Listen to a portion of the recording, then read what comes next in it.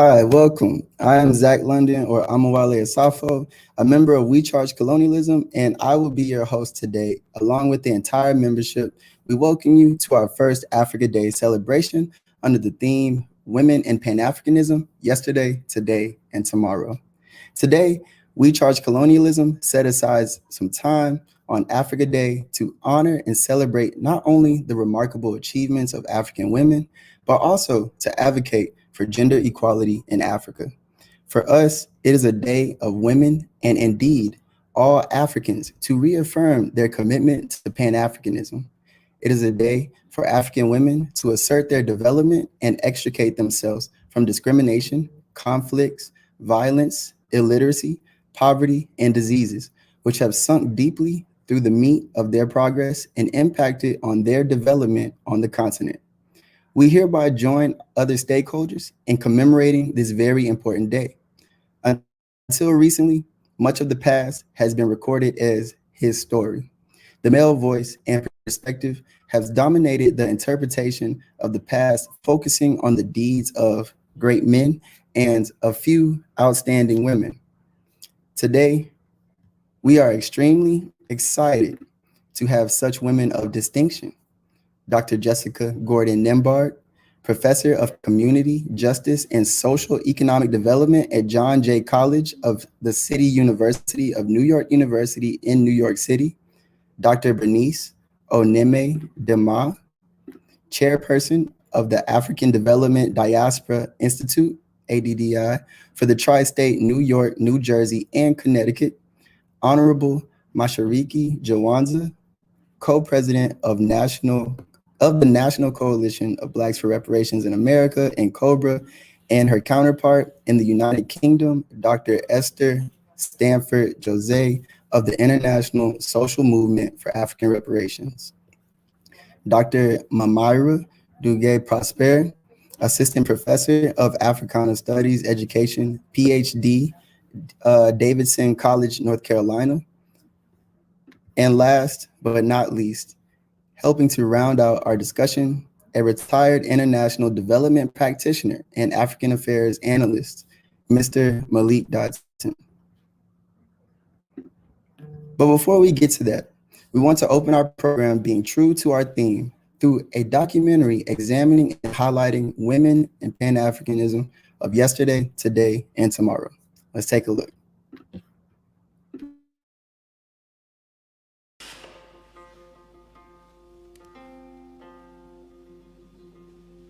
Africa Day 2021, Women in Pan-Africanism, Yesterday, Today, Tomorrow. Let's begin with women in Pan-Africanism of yesterday. Starting in the land of Kush, Queen Candace of 332 BC. Queen Candace of 332 BC denied Alexander the Great entry into Kush and deterred him on one of his military campaigns. She met him atop 2 elephants. She was able to thwart the Roman conquest of Kush using brilliant battle tactics. Next, from the country of Angola.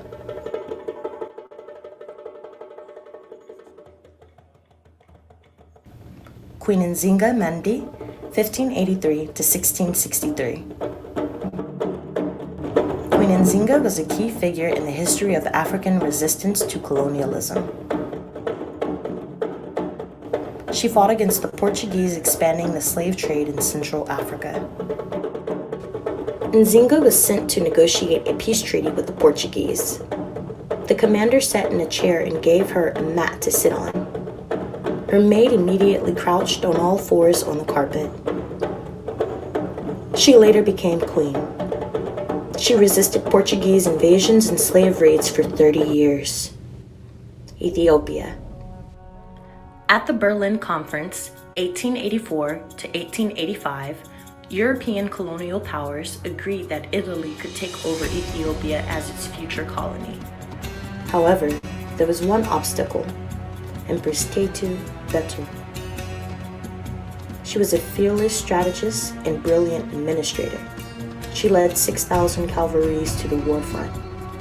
The Battle of Adwa, the battle that shook Africa. The Ethiopians surrounded the Italians for 2 weeks. The Italian commander agreed to surrender if they would be allowed to leave with their firearms. King Menelik agreed that they could leave the garrison unharmed. The defeat of Italy reverberated around the globe. The green, yellow, and red colors of the Ethiopian flag was adopted by several African countries after colonial liberation. Ethiopia, along with Liberia, was never colonized. From the country of Jamaica, Amy Jacques Garvey, 1896 to 1973. When you hear that Jamaica, independent Jamaica, has a black prime minister, you say, well, those people are in power. That's black power. But that's baloney. That is hogwash. That's a damn lie. She worked as the editor of Garvey's newspaper, The Negro World, in which she also had her own column entitled Our Women and What They Think. Jacques also published 2 volumes of his speeches, The Philosophies and Opinions of Marcus Garvey. We were the generation that engaged the enemy. Winnie Madikizela Mandela, 1936 to 2018. We are here today to tell you that that day is not far when we shall lead you to freedom. Amandla!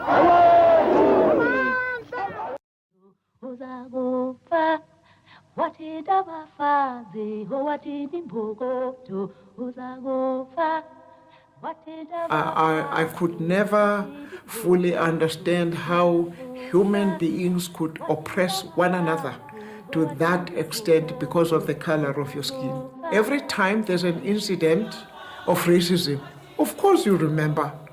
You remember where you come from and you remember the battles you have fought.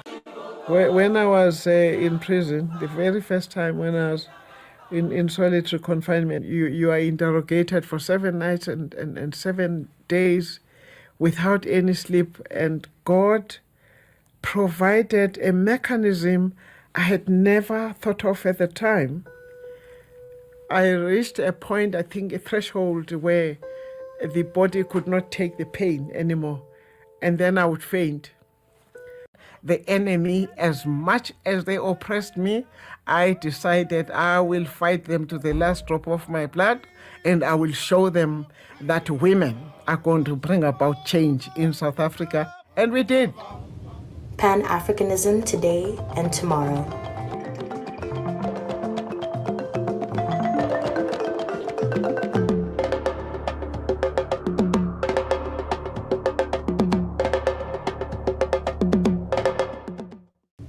From Tunisia.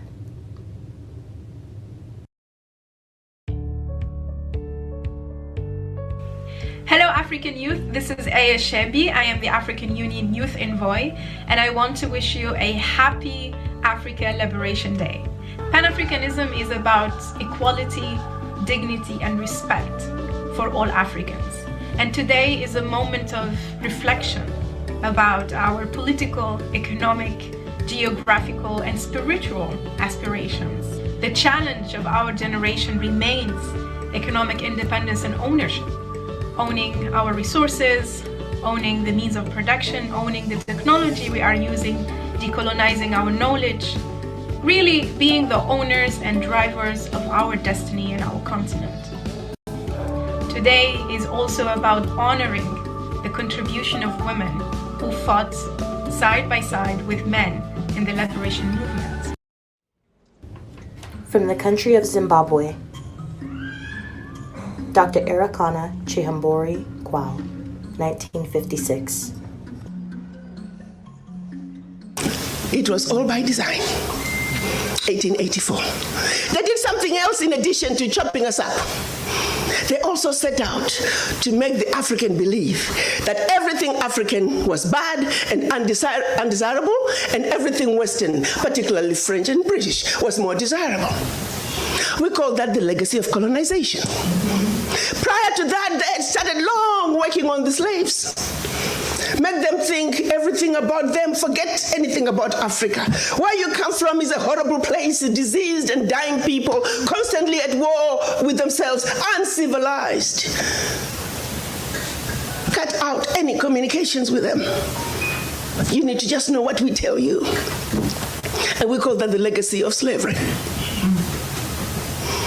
So that's where you look at where we are today. 135 years later, a system that was put in place to see to it that Africa and her children are forever defeated, that Africa is forever exploited, remains in place today, alive and well.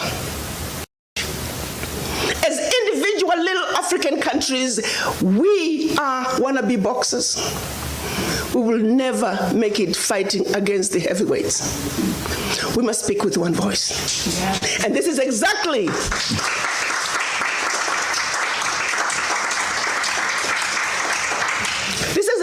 what our Pan-African leaders wanted to see happen in 1963 when they came together in Addis Ababa, Ethiopia. They clearly stated that Africa for the Africans at home and abroad, and that African Union was now. They said Africa must speak with one voice. It is the only way for Africa to take its rightful place on the world stage. Sadly, when they went to Addis Ababa in 1963, they were divided. We had two factions, the Casablanca group and the Monrovia group. The Casablanca group were saying Africa for the Africans at home and abroad, and African Union now. This was Ghana, Guinea, Mali, Egypt, Morocco, Algeria, and Tunisia. Only 7. The other 25 of the 32 who attended were the Monrovia group. They were the nationalists. They said, let's go slow. Let's kind of wait on this Pan-African thing. 55 years later, 56 this year, we're still going slow. Why isn't Africa moving forward? Why does Africa continue to be taken advantage of? Well, I'll tell you why, very simply. Until Africa comes together as a continent speaking with one voice, one continent, one people, nothing, and I repeat, nothing is gonna change.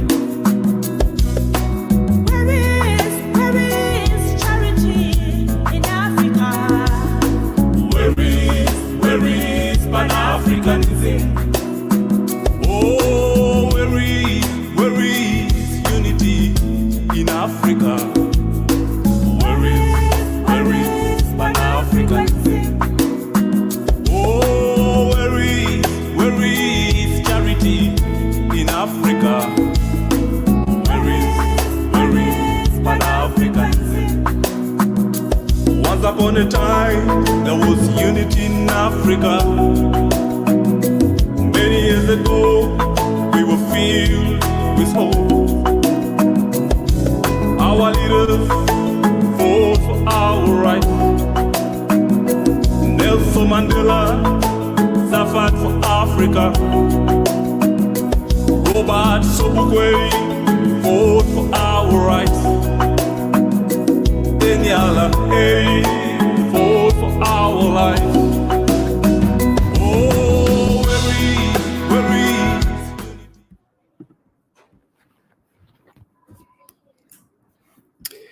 All right, welcome back. We hope you found the documentary inspirational and informative. I know I did, and I love seeing all of our powerful women throughout Pan-African history and today.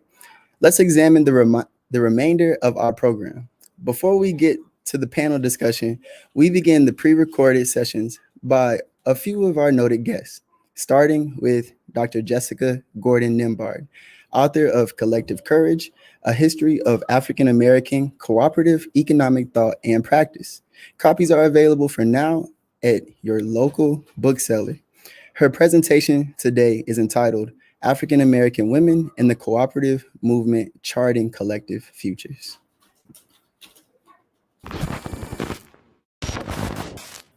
All right.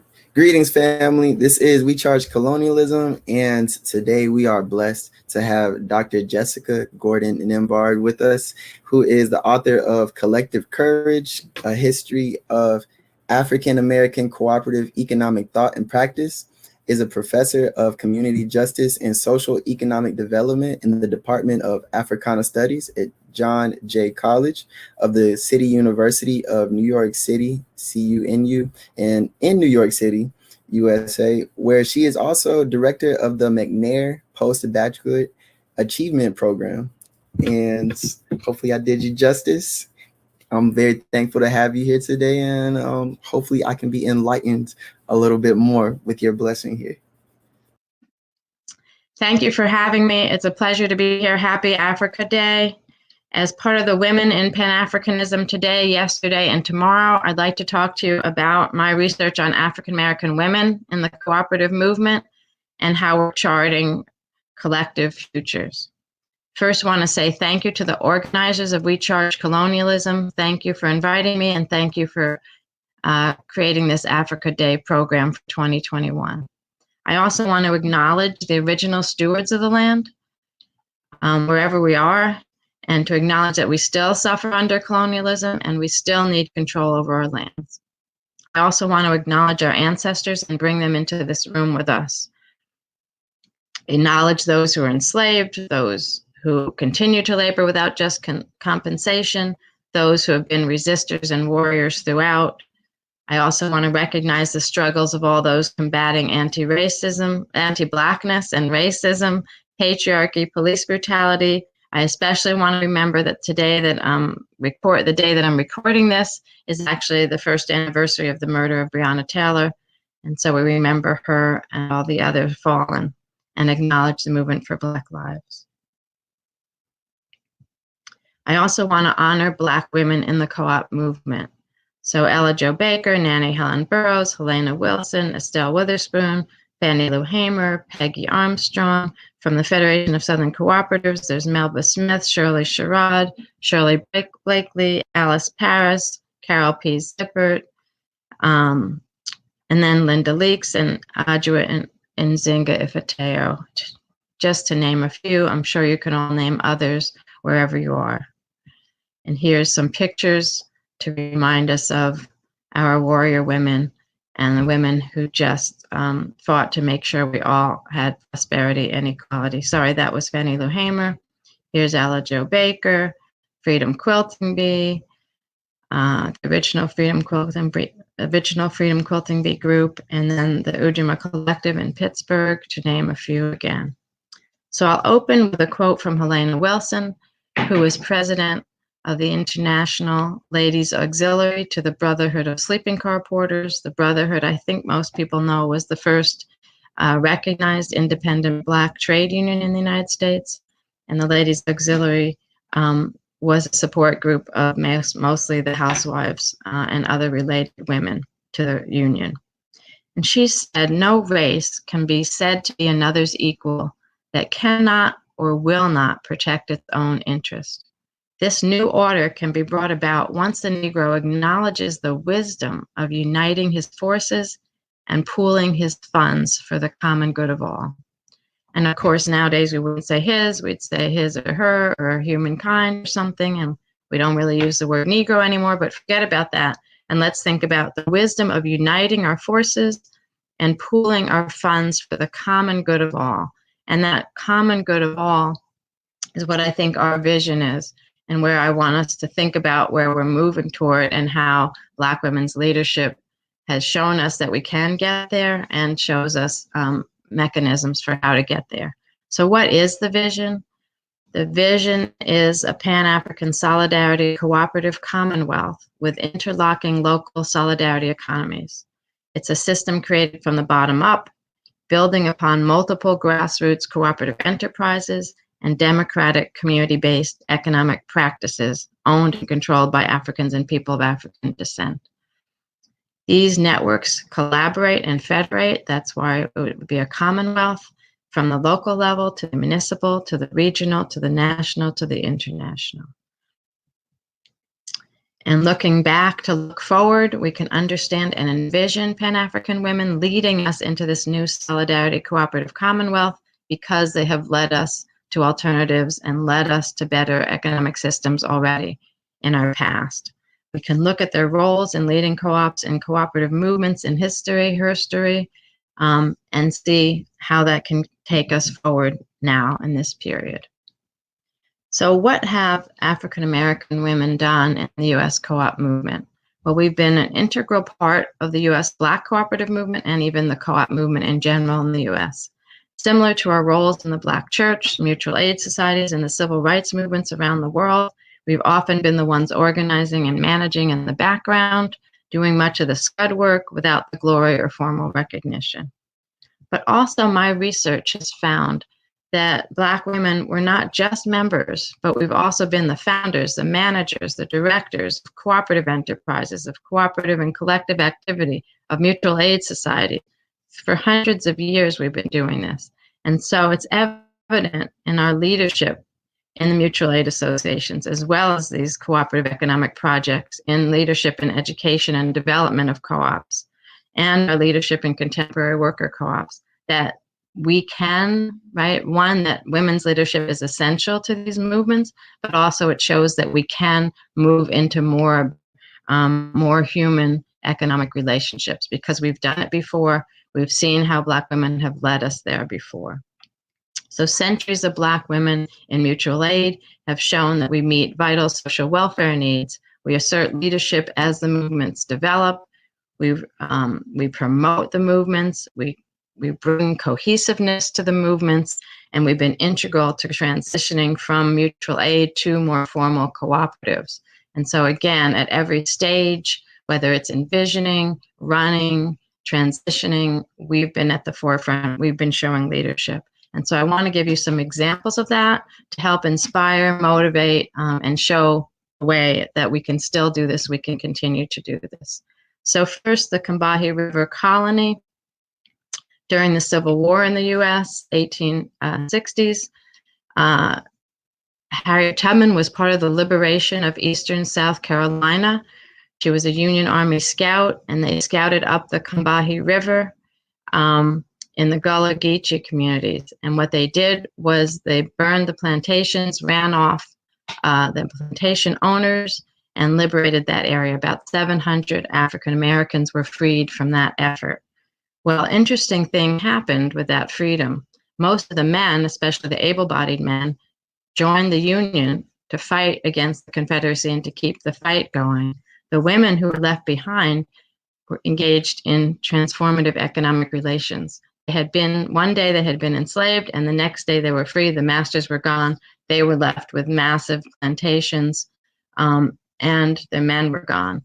They took it upon themselves to take over the abandoned plantations and farm, make handicrafts, do it all as a collective, non-hierarchical relationships of economic activity. They refused to work for any whites. They took care of their own, remained independent through the rest of the Civil War.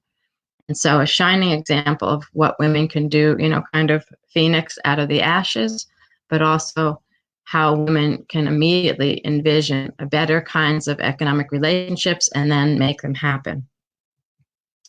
Fast forward 1932, the Women's Guild of the Consumers Cooperative Trading Company in Gary, Indiana, is another example of how the combination of women leading in education and then through education and study groups, leading in the motivation and continuation of cooperative projects. So in Gary, they had women and men organize the Consumers Cooperative Trading Company that created 2 grocery stores, a gas station, and a credit union. But they had some issues going forward, and it was the Women's Guild that had developed out of the study group that kept things going, kept motivating people, kept educating people, kept bringing in new people, kept the organization going so that it lasted for 5 or 6 years with that whole system of co-ops. And so again, here's another example of starting with an education program, moving into actual co-op ownership, but also women being the ones to reinvigorate and keep the project going with their own energy, with their time, and with their management skills. Ella Baker in the 1930s also actually started her career in the Young Negroes Cooperative League. Most people know Ella Jo Baker because of her work with SNCC in the late 50s and early 60s and her advising of Black youth activism. But she really started out as a youth activist herself, as the director of the Young Negroes Cooperative League in the 1930s. She was a co-op advocate and co-op educator. She developed her notions of grassroots organizing, democratic leadership, economic justice through her work in the Young Negroes Cooperative League. She traveled all over the country, talking to people, educating people, talking about the role of Black women, talking about how we can do this. We can live and have a different kind of economic program, and we young people, Black women, can be the leaders of it. And then I had mentioned Halena Wilson and the Ladies Auxiliary to the Brotherhood of Sleeping Car Porters. As early as 1938, the Ladies Auxiliary had a document called Instructions and Decisions that she worked on with A. Philip Randolph, who was the head of the Brotherhood. And that suggested to members they subscribe to journals and newsletters about consumer economics and cooperatives, and that they study credit unions and consumer cooperation. She was able to, she and the auxiliary politicized the spending habits of all union women, raised members' living standards by providing advice on better buymanship and other consumer issues. They promoted buying Black, but they also believed that we need to keep good union wages circulating in the community, and the best way to do that was through cooperatives. Wilson continuously promoted consumer cooperation by having people study it, attend co-op meetings and conferences, and helping to establish co-ops among Brotherhood members. And so again, this notion of connecting, right, what we're already doing in labor with how we're spending our money, where we're choosing to spend it, how we're consuming, and then making sure to recirculate in the Black community so that everything we do is helping others. Freedom Quilting Bee, and I've just got 2 more examples, in 1960s was a founding member of the new Regional Federation of Southern Cooperatives Land Assistance Fund. They were a sewing cooperative that started in 1967 by sharecropping women. They sold their quilts to make extra income. This quilt selling enabled them to buy 23 acres of land. They built the sewing factory and provided other services to the community, like a child care center, after-school programs, summer reading programs. So again, you see women's art, right? Shared art, making quilts together, then led them to extra income, helped them to get out of the persistent debt and poverty of sharecropping, got them, into their own sewing factory. Then they needed childcare and other child support, so they did that too for the whole community. The land ownership not only enabled them to have their own factory, but also it helped them to help other sharecroppers. This was a time during the civil rights movement where sharecroppers were being evicted from their properties for registering to vote. And so they actually were able to help some of the sharecroppers either lease from them, or they sold some of their acres so the sharecroppers could start over on their own land and not be so exploited and continue their political activities. So that economic independence of the co-op allowed them to also help the community and help to further the political rights. At its height, with 150 members, it was the largest employer in its town. And it has continued in various levels of, in various sizes over the years to create quilts and other sewing products. And then Cooperative Home Care Associates, which started in 1985, still exists today, is actually the largest worker cooperative in the United States, is in the South Bronx of New York. It was created by a social service agency to create decent jobs and provide needed services in their community. 75% of the employee owners originally had been dependent on public assistance as very low-paid, low-skilled home care paraprofessionals. And what this co-op was able to do was to employ previously unskilled, primarily Latina and African-American women, create a nonprofit training subsidiary to provide state-of-the-art training in home care and nursing, so that the co-op within 10 years was leading the industry in above average wages, benefits, career ladder opportunities, leadership training, very low turnover in an industry that had high turnover, no career ladder opportunities, and very low pay. And it's our largest worker cooperative in the United States, basically composed of women of color, and now actually also run by women of color. In addition, cooperative home care associations practice advocacy. So they also did city and state level advocacy to increase Medicare allocations so that that would increase wages so that their living wages would be competitive. They also got Medicare allocations for home care for the disabled and established a subsidiary specifically specializing in disabilities home care. So again, looking at what the issues are, advocating on the policy and political side, but creating economic democracy, economic justice, and competitive living wages for low-skilled people. So what does this all mean? That Black women have been leaders in the worker co-op movement, especially currently, sorry, not especially, because a lot of the leadership has been in consumer cooperation, but more recently in the 21st century, Black women have been leaders in the co-op, worker co-op development movement. Some of the co-op businesses have been emerging in health, home care, child care, home cleaning. I think I forgot to add their catering, food services, right?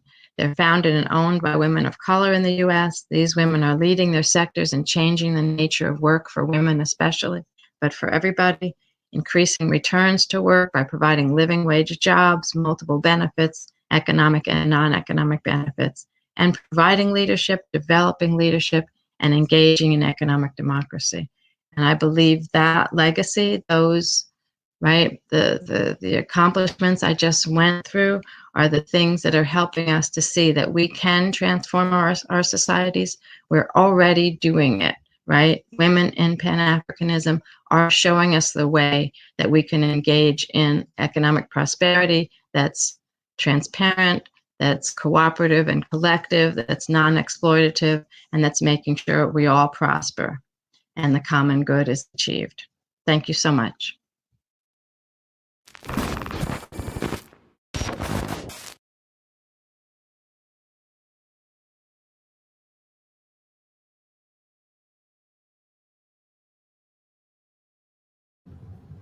All right, I hope everybody enjoyed that by Dr. Jessica Nimbard. I know for myself, I did not know about the Combahee River Colony. I didn't necessarily know where Ella Baker started off her career. I thought it was SNCC, but Dr. Jessica Nimbard did a phenomenal job, and I really appreciated getting the chance to speak with her. So now, next, we had a very frank discussion with Dr. Bernice Oneme-Dema. Dr. Dema holds 2 traditional chieftaincy titles, one in Omo Wana of Olamu Kingdom and Orobo Lands, Nigeria. The Orobo Nation, situated in the Niger Delta region, with a population of about 5 million. It is the 5th largest ethnic group of Nigeria. Let's listen in.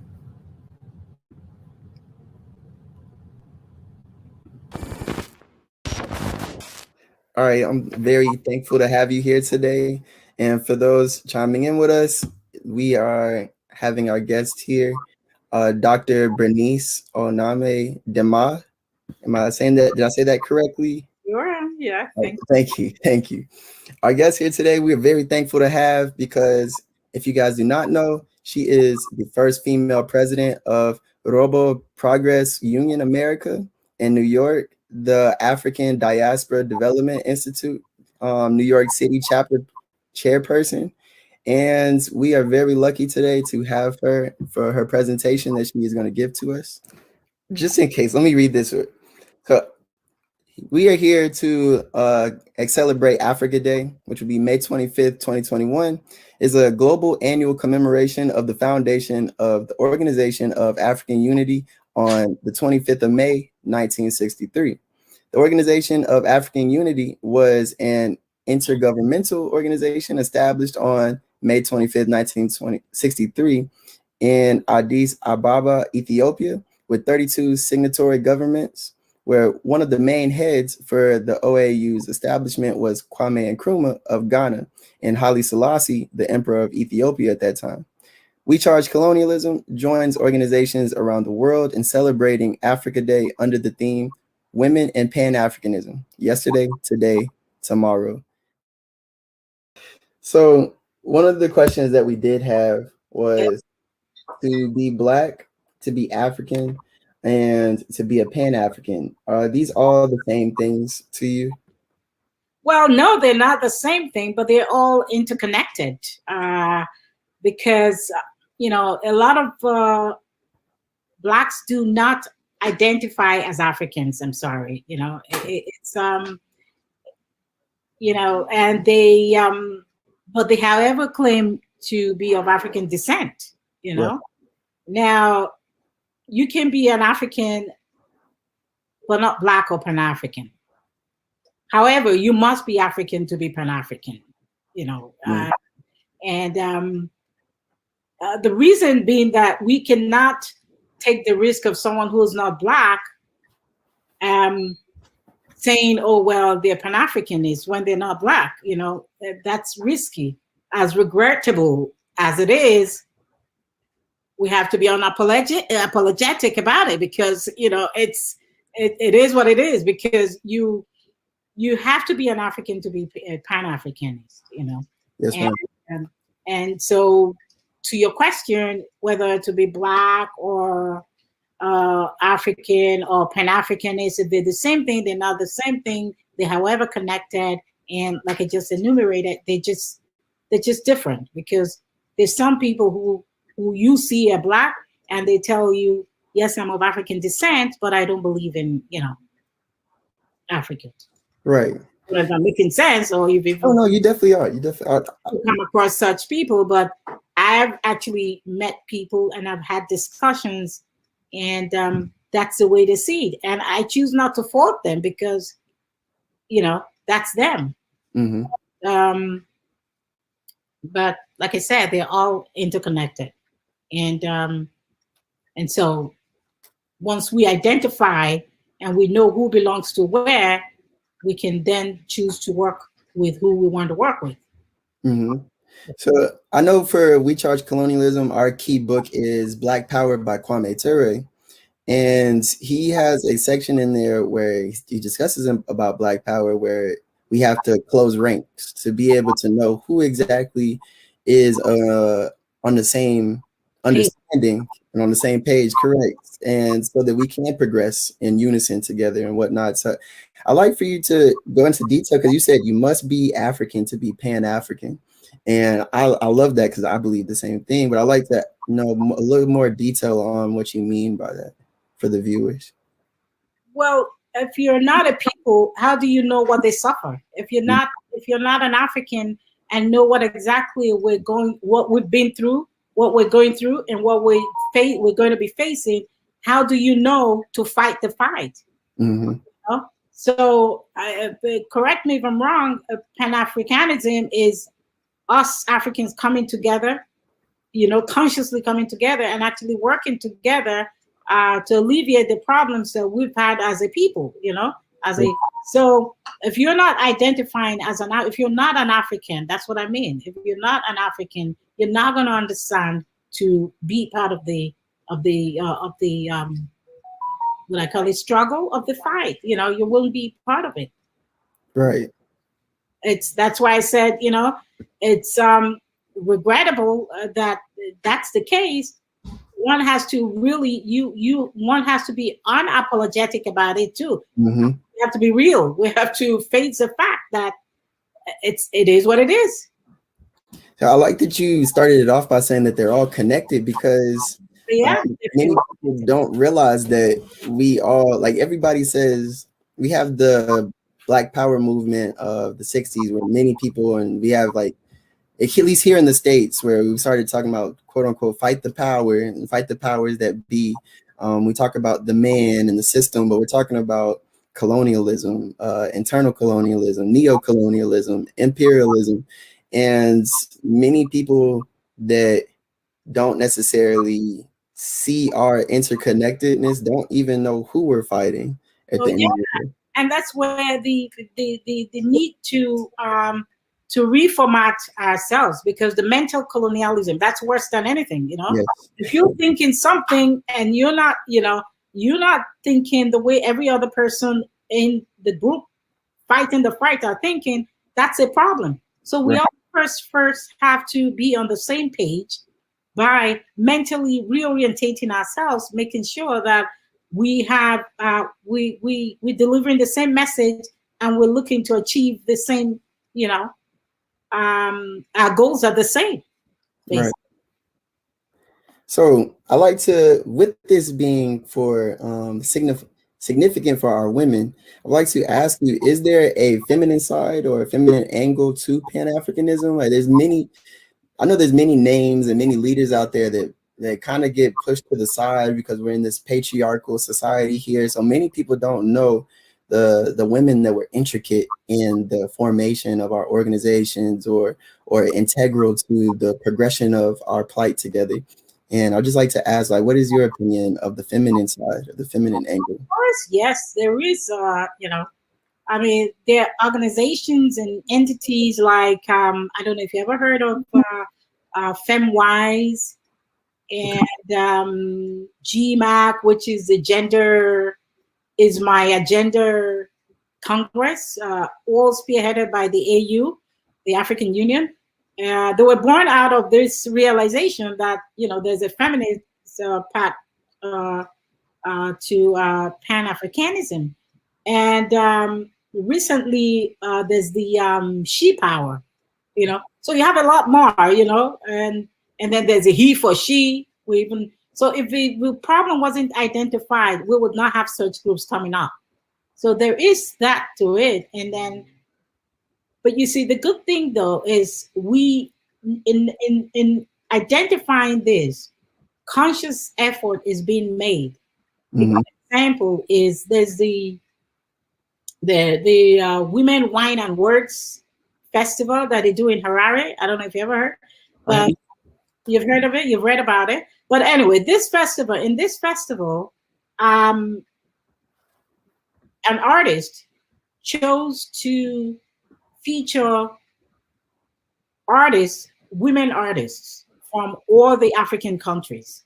And when I say all the African countries, some of them were, from the African countries, but some live in the Caribbean, some live in America here, some in Europe, but they picked people to paint pictures and kind of a story about their experience as far as being a woman and being a Pan-Africanist is concerned. So, I mean, there's a whole lot out there, and the curator, I'll send you the link later, but then it was so wonderful to see the different artwork. So even in our creative world, we're telling this story.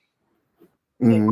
And so it's just something that we know is there, because we find that just addressing it from one angle, which like I said, the AU, for example, now is not enough, because you find out the focus gets lost in the bureaucracy and all of that. So you have things like, you know, festivals like the Women, Wine and, you know, Words come up, you know, the on-demand exhibition, talking about women artists, talking about what the ideals and what they have been faced with in the past and how we looking to progress. So all of that is out there. We know that. So of course it's there. There's a monster there that we're trying to curb or trying to kick to the curb. Yeah, it's imperative that we get that art out there, because I recently read a book. It's a short book called "To Be African," and it just goes through like certain, like if we're talking about our artists or our family relationships, our teachers, our people in business and professional fields, and the section about the art, I really enjoyed it because it talks about us that are conscious in our progression and working together to unify, that it's imperative that our art reflects our people and our journey, our story. And I think a lot of people, we kind of forget that our art isn't just for our own therapeutic purposes. Well, it can be therapeutic for everybody when we actually have those works together. So I think having that women, wine, and words that's beautiful. Yes, yes, and it was very all encompassing because we had 51 African countries, and they made sure that the artists were people who have traveled, who live in the Caribbean, who have experienced life in America, who have experienced life in Europe, and so they came with a good, the total package. Because even though, like I said earlier, if we went by the AU standards, the AU standard says, oh, well, if 23 countries were there, then it was good enough. But no, this Women, Wine, and Words group, they said no. The On Demand actually group said, no, we want everybody. Because it's everybody's business. So we want to make sure, not just a fraction, but a whole lot of, so 51 out of the 54, that was a good number.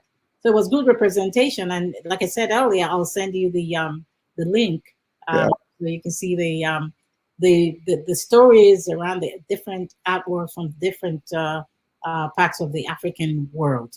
I'll definitely be looking forward. Descent, I'll be looking forward to that. I appreciate that. Okay, cool. So we mentioned how you were the president of the Robo Progress Union in America, and also in the African Diaspora Development Institute in New York City. So I'd like to ask you about your organizations and your work and how they also contribute to Pan-Africanism. I think it's beautiful that you're the face of the president of your organization, and just again, like our Pan-African women leading the way. Well, yes, and like I said, I referenced earlier, it's we actually need to reformat ourselves. When I say that, I mean, we're not even accepting ourselves. You'd be surprised, because in my being the president of Urobo Progress Union in the Americas, I've been president now for 3.5 years. It's been an uphill task because most times people don't mean what they say, You have to say, okay, we want the women to be there. Then when they find the woman there, in which case, in my case, me being there, you find a lot of people, they become very antagonistic. But, like I tell all women, all Pan-Africanist women, I tell them, like, listen, don't see yourself as a woman and look for other cheap standards to meet. Always try to be above and beyond. Whatever you do, and whatever you do, for example, the culture, I understand it. The language, I speak it fluently. You understand? And then whatever growth I'm looking to achieve, I make sure that it's not a narrow-minded approach, but more a broad-minded one, and taking everybody into consideration and taking everybody along, So we've done a lot of projects, both here and in Africa. And as far as the Robo Progress Union is concerned, then as far as the African Diaspora Development Institute, ADDI, I mean, we have a great mentor, Her Excellency, Dr. Arikana Chihambori Kwao. I'm sure you've watched a lot of videos on her, how she actually talks on issues. She doesn't talk because she wants to talk, but the issues, and we give it to her. I mean, she's done a lot of projects like calling out France on the exploitation of the Francophone African countries. Nobody did that all this time. So she's done that, and she's, her tenacity, she's done a whole lot of things. So people who are working with her, and for me, being the chair of the steering committee of the New York, New Jersey, Connecticut, Delaware, this part of the world, she sees it as, well, listen, we are in it together. We have to make sure that we send the message out there undiluted as, to who we are as Africans and what we want for ourselves and how other people must see us. Yes. They have no choice, because we want to make sure they see the way we want them to see it, not the way they choose to see it. Right. So she's been great at that. So it's ongoing projects, and both culturally and in the contemporary world. So it's just it's ongoing, and thanks to groups like We Charge Colonialism coming up with programs like this, in other groups coming up with things, and so I see that we're making progress. Yes. I'm all over the place, but just I don't know if I answered your question, but yes, we're doing projects. We're doing things to sensitize and to make sure that Africa really is put. We're given our position, our rightful position. Yeah, I like that you mentioned how we are to everybody else, because I have watched, I believe, like Dr. Carr in the past, where he's mentioned there's like 6 essential questions that we have to answer. And is, who are Africans to other people? Who are African people to each other? What are our ways of knowing, understanding, and being in the world that we created to navigate our experiences? What are the ways of using science and technology? How do we move and remember particular moments in time, and in any specific time and space, how do we mark that time and space? And I think with what you guys are doing, I like to ask for like a cultural perspective, and we're in this time and space now. Like, how have African women shaped Pan-African ideals? Like, we know that Pan-Africanism is, like, many people get it mixed up and think it's an ideology, but it's really an objective. And I like to just ask, what is, just from that cultural perspective, how have our women basically shaped that? Because like you just now mentioned, many people say things, but then once you're in that position of power, they become a little antagonistic, even though like we've have many stories of how our women have been the leaders, essentially. Yeah, I mean, I can give you examples. We have Queen Nziga of Angola. That was in the 1581 to 1663, I believe. And King Pavita of Congo, And then, we've had warrior Queen Solitude of Guadalupe. We've had a whole lot of them. And Queen Yala of Senegal. And this was all in the way back in the ancient times. These people have at different times been in the fight to make sure that, as Pan-African women, that the voices are heard. They're not only seen, but heard, and their concerns addressed, So, and even here, we have recent, Rosa Parks, These are women who, they're Black, we have even recently Shirley Chisholm, So it's, women have helped, they have contributed immensely, and it's just unfortunate that they're not being recognized. But as time, with groups like We Charge Colonialism, we're being brought to the forefront to discuss and actually, forge a way forward for women in Pan-Africanism, so that we're heard, because we're doing a whole lot too, and we need to be recognized for that. Yes, I like that you mentioned all the queens, because I've recently been reading and read about Queen Candace in, I believe, in ancient Ethiopia, around like Upper Egypt, when Alexander, I don't really like to call him the Great myself, 'cause I don't see him as great in a way, but Alexander came through Egypt and everything, or Kemet, and he didn't go too low because Queen Candace had a whole army right there at the line where they were on elephants. Like, who exactly is about to face exactly? Yeah. Yeah. And even we have, you've heard the famous artist, Fela Ransom Kuti, right? Yes. His mother, Fumilayo Kuti, was another one. She was, she had an army that it was a no-nonsense one. So we have a lot of queens and, mothers in the past who have done a whole lot to address the issue of Pan-Africanism, Yes.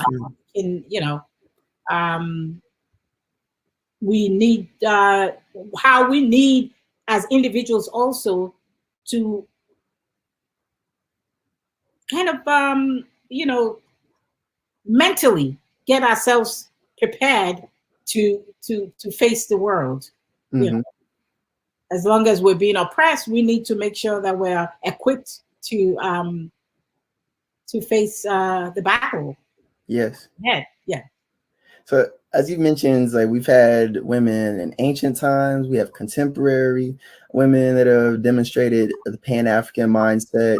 I'd like to just ask, are the macro views and micro views of Pan-Africanism sometimes different between men and women, from your perspective? Because I know you mentioned how the antagonism that can be put in place at times, and as we see, we've had many women in our history, our story, that have helped us to even be able to be in positions that we are today.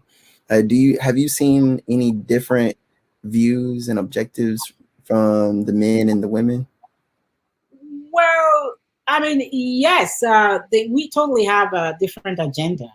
I mean, if we didn't have different agendas, why was Her Excellency Ambassador Chihambori Kwao, why was she fired from the AU if we didn't have different agendas? That clearly is, it's that we just we've identified it, and yes, the progress is that we're going to see how we can, going forward, try to be, a force, come together and really work together. But the micro, like to take you back, your first sentence of what the difference in the micro and macro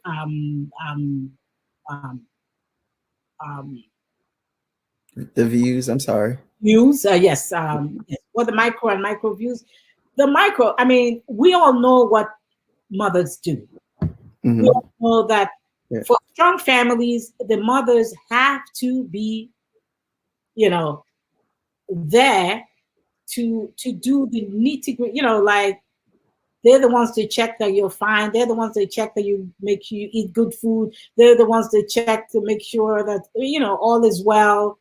Even look at the man. The mothers in the home play the major role, And so after doing all of that, why are you suddenly, undermining that foundation that you got, from the woman in the woman who is out there making sure that the family is kept together. Now, going to the macro, we have women, again, not to belabor the point, we have people like Arikana Chihambari still now. We have Winnie Mandela. We have Miriam Makeba.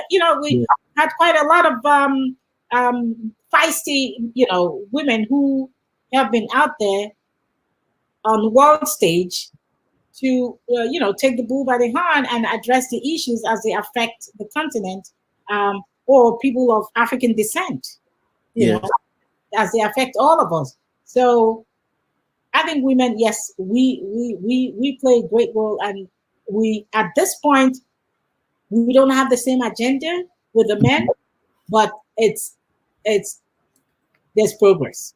Because there's programs like I read in one of the papers, OWL, which is African Women in Leadership Organization, who is being spearheaded by a guy, it's a man, Dr. Elisha Atai, who says he's all for the he for she movement. So they identify, some men already are warming up to it. And so I think time will do justice to, time will help. Yes. I love that you mentioned Miriam Makeba, and like knowing that she has been coined the term Mama Africa. Yeah. And everything. Like I think I forgot Angela Davis. Yes.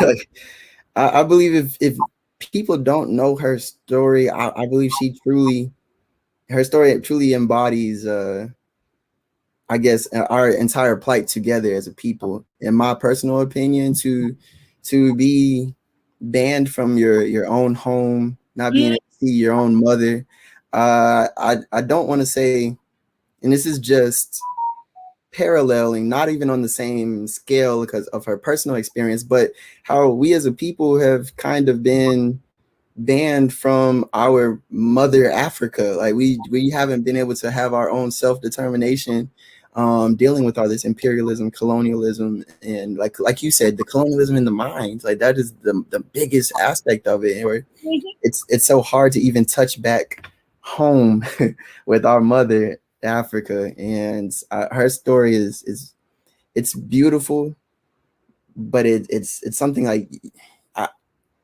I empathize with it. I may not have that same exact experience, but as a people, I'm like, wow, you're so strong. So like your story is inspiring, and her relationship with Kwame Ture in the past, like formerly known as Stokely Carmichael, is we previously mentioned his book, but their relationship doesn't get put out there on the forefront as much as I believe it should be, because it just shows how somebody that was born in Trinidad in the diaspora that also moved to the States and made a big impact, then went to Africa and he met with a beautiful, amazing woman, and also, in my opinion, that's a true power couple.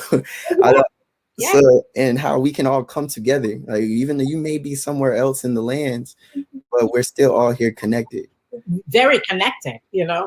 It's true, you know, and that's the thing. You said something really that you know, it's true, as in, you know, we're different. Yes. We must consciously come together. Yes. Because you have the African born in Africa and lived all their lives there.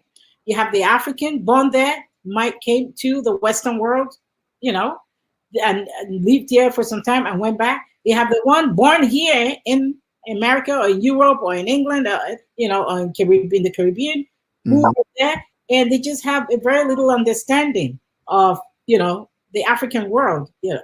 But in all of this, if we try to make conscious effort to come together, knowing that we're really all the same, it will be better for us, which is where, like I said, the reformatting has to take place. And then we can then have a program that we consciously follow, so that if you say, for example, know all that you know because you were born in Africa and you grew up in Africa, that's your, you know, you plug in at a level that, you know, where you plug in at your own level. But let a program be formatted. Let's have something that we follow, so that those who have very little knowledge can be, you know, enriched, and so they know, because we're all queens and kings. Yes. There's no ifs and buts about it. We are all queens and kings. And so we just need to know what the ingredients that we are lacking, each of us at different, you know, because of our different starting point or different birthplaces, can plug in and get the same message out there. Okay. So for the final question that we have here for you today, I love your responses so far. Thank you. Are there any misconceptions? Helping me too. Oh, thank you. Have so far in your experience, are there any misconceptions that people may have about Pan-African women? Oh yes, oh yes. You know, I find because Pan-African women are courageous, they are labeled to be disrespectful. They're labeled to be too aggressive. You know, they're labeled to have negative energy. Have you heard that before? Yes. Oh, she, I like what she says, but she has negative energy. And I'm like, excuse me, what do you mean by negative energy? They'll say attitude, like she has an attitude all the time. Or like, so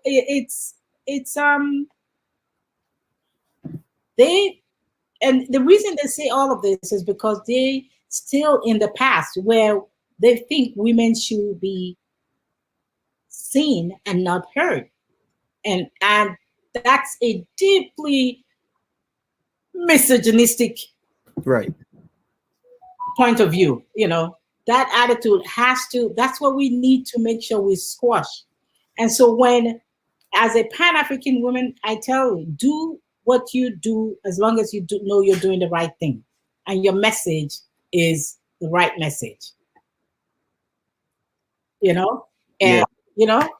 like I mean that's really what it is.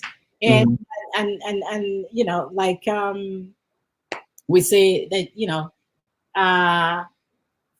we know that Pan-African is tantamount to socialism, because the roots of of Pan-African is, and so socialism, is it's the roots of, and so when they see you as a woman, they see you as, this is a socialist, this is, she's too that, she's too aggressive. We don't need that. We don't need to hear that. At this point, what is needed is words of encouragement. Right. And the way to come up with that is, again, I repeat, the We Charge Colonialism, your group, excellent job you're doing. Make sure you have workshops, seminars, so that we can educate more people, so that they don't see women who are in Pan-Africanism as, as people who are disrespectful, or people who are just, not, cool to be with, because they always see something wrong in what's going on, and which is where the message comes in. If you have a good message, something, you say what it is and go with it. And I believe that would do it for us. So whatever misconception they have about women, and they gradually it will be purged off. Yeah. and will be in a friendlier setting. I like that you mentioned that Pan-Africanism is rooted in socialism, because I think that many people that fall into the political jargon forget to look at the history, as you mentioned, like all of our ancient women that's been leaders in our society and whatnot. I think people forget that there was already a social democracy in Africa before there even was the European terms, socialism or democracy. And when you talk about people that have these stereotypes of the Pan-African woman and that is speaking out and speaking up and whatnot, I think that they're misconstruing that for like that's really integrity. That's their integrity showing, because they most likely have some knowledge on the topic that most people do not, because I think that many people don't, as we've mentioned, many people have these misconceptions about Pan-Africanism in general, that it'll be even harder to even understand the woman that is a Pan-Africanist as well in this westernized society, when we're still working within the realm of this westernized mindset, this colonized mindset. So I believe that's the misconstrued thoughts that people have. Apologies. I'm sorry about that. Sorry about that. Isn't that why they came with Aluta Continuar, Vatura Inserter, which is the struggle continues and victory is certain, because they know that we constantly, the woman is faced with so much opposition, and for me, I think it's an evolutionary process that's, and we're in different stages, but I see that victory is certain. Definitely. Coming up with groups like your group, we're coming up with the ADDI, African Diaspora Institute. Yes, I mean, and so ADDI, and we're doing a lot to make sure we sensitize on the platform people. I mean, and bring posts of pro and against and pros and cons of things happening in Africa, and then we make sure we address it properly, so nobody comes to teach us what they think we should learn, but we teach ourselves as we go on. Yes, ma'am. Yeah. Yes, ma'am. So that's very important. So in closing, I'd like to say I really appreciate you for coming on and sharing your thoughts, your words, your actions that you are out here with your projects and everything. It is so crucial. And I love it because this is an intergenerational thing, because I know that myself, I'm not in the same generation as you, but I know my generation needs you.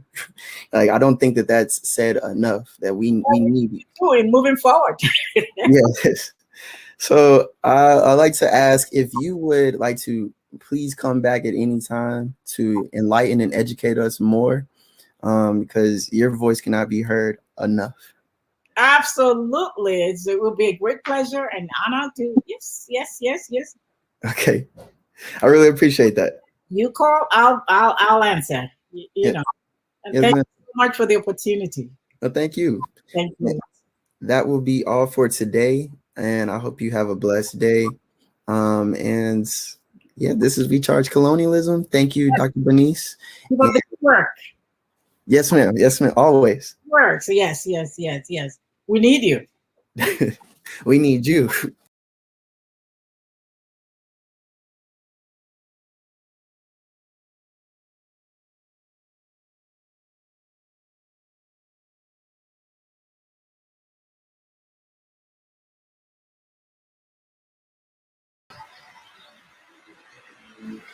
Hey everyone, sorry we're having some technical difficulties, but that's okay. Zach will be right back.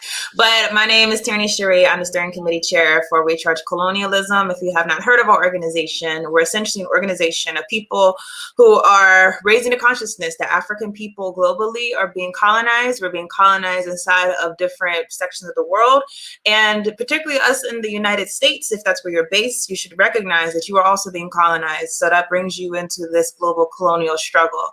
We're having our first ever African Liberation Day celebration, and we just welcome all of you. We also welcome you, if you are interested in learning more about WCC, to go to our website. You could also go to the Join tab if you're interested in becoming a member.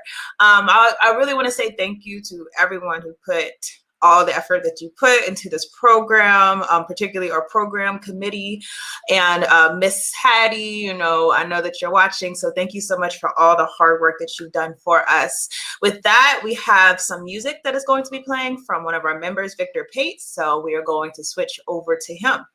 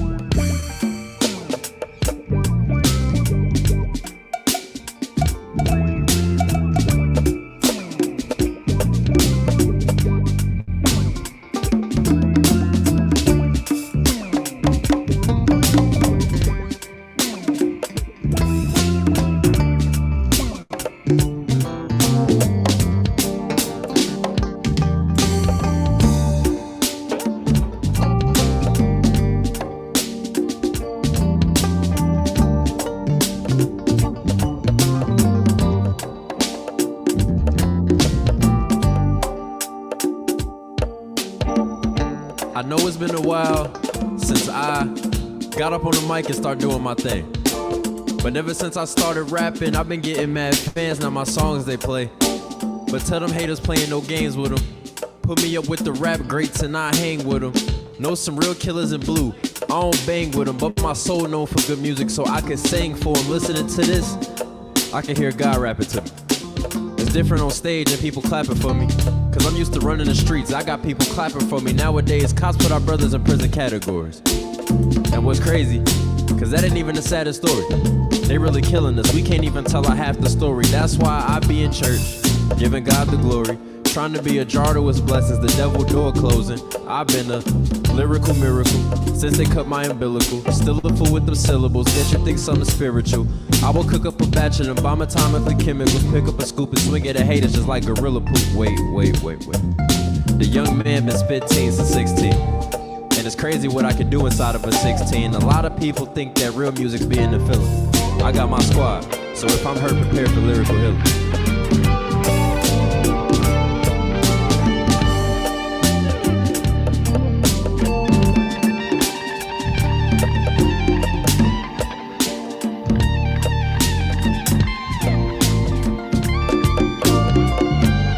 I hate writing. I see too much of myself on this page, so when asked to write about me, I think, well, I'm a letter. There's a small part of a bigger picture, can you see it? To the right person, it makes perfect sense. From A to Z, these letters define me, a beautiful cosmic deity, erroneously fabricating, gathering his inner justifications, keenly learning, most notably of perspective, questions resting, silently tied up, viewing, windows, Xerox, zooming in the background. I am a word, often used in the wrong context. My whole, yet a single element in someone else's narrative. I alone define myself. I am a sentence. Subject, verb, and predicates. Do not subject my verbs with your prejudice. The things I'm subjected to made me do what I had to do. Verbs are always in agreement. I often find myself running on and on. Grammar never did fit real life. Structure, often faulty. But don't pretend that you don't understand just a little. I am a paragraph, built upon a foundation of sorts. Never really knew how to describe myself. Someone's intro, another's body, and someday, one day, someone's conclusion. But what am I concluding? I'm an essay. And I change depending on who's reading me. Persuasive most of the time, trying to convince myself that I am worth the time, I'm worth being proofread, descriptive, painting a picture I've never seen, an image left behind in your mind when I leave that I'll never see, expository. Listen, this is what I am, and this is what I ain't. Narrative. I am a story. Will you read me?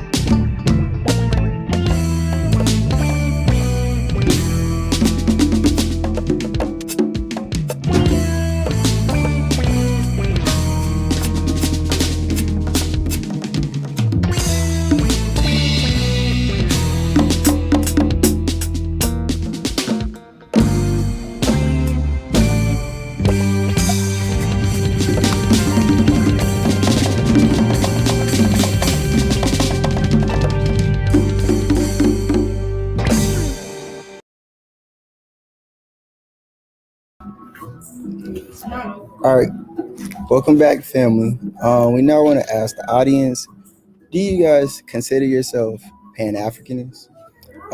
What do you think about the program so far? And what have you learned today that you did not know before? If anybody would like to, we can exactly add that in the comment section, in the chat. We'd love to see what you guys have.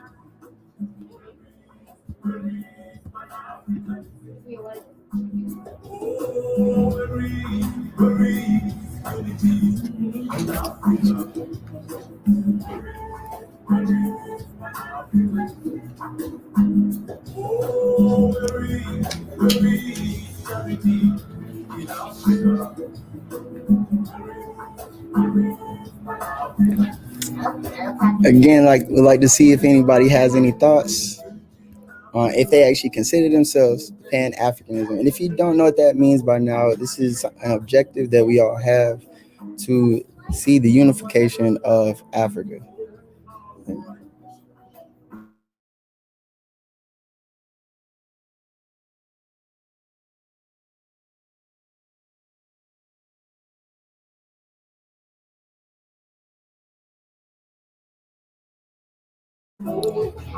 Thank you, Sherry. This really is actually very educational, inspiring, and I hope that you do feel that way.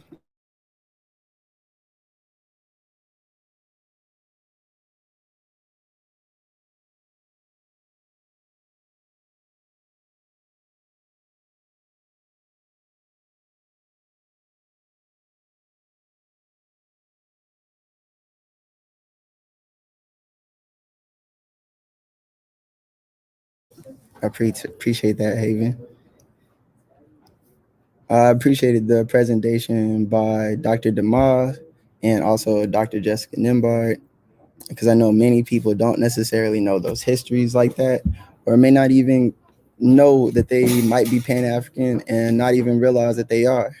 So hopefully all African people that can unify upon the common thought that we are from Africa and that this is our right to this land. As the husband of Amy Jacques Garvey and both the Amy Garveys says, Africa for the Africans, those at home and those abroad.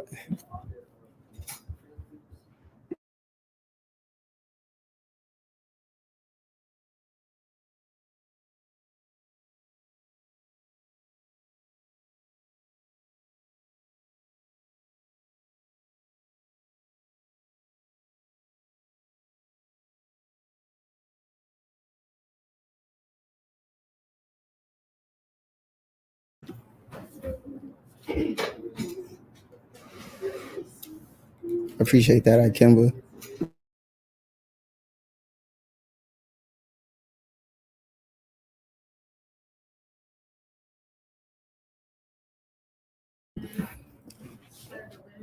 All right, so it is time for us to begin our panel discussion. Each guest can introduce themselves and state the name of their organization of affiliation.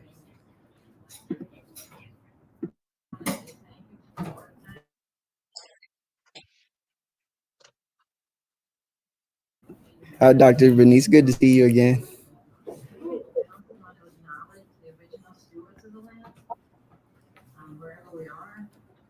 And each of the panelists, we'd appreciate if you state who you are. We can start with it being Pan-African Women's Day, we can start with our women in attendance first.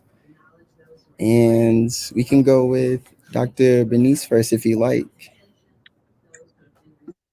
Okay, my name is Dr. Bernice Onome Dema. I am the president of Urobo Progress Union in America, and also the chair of the African Diaspora Development Institute, the tri-state area here. And it's a pleasure, and it's really exciting, and I look forward to the work,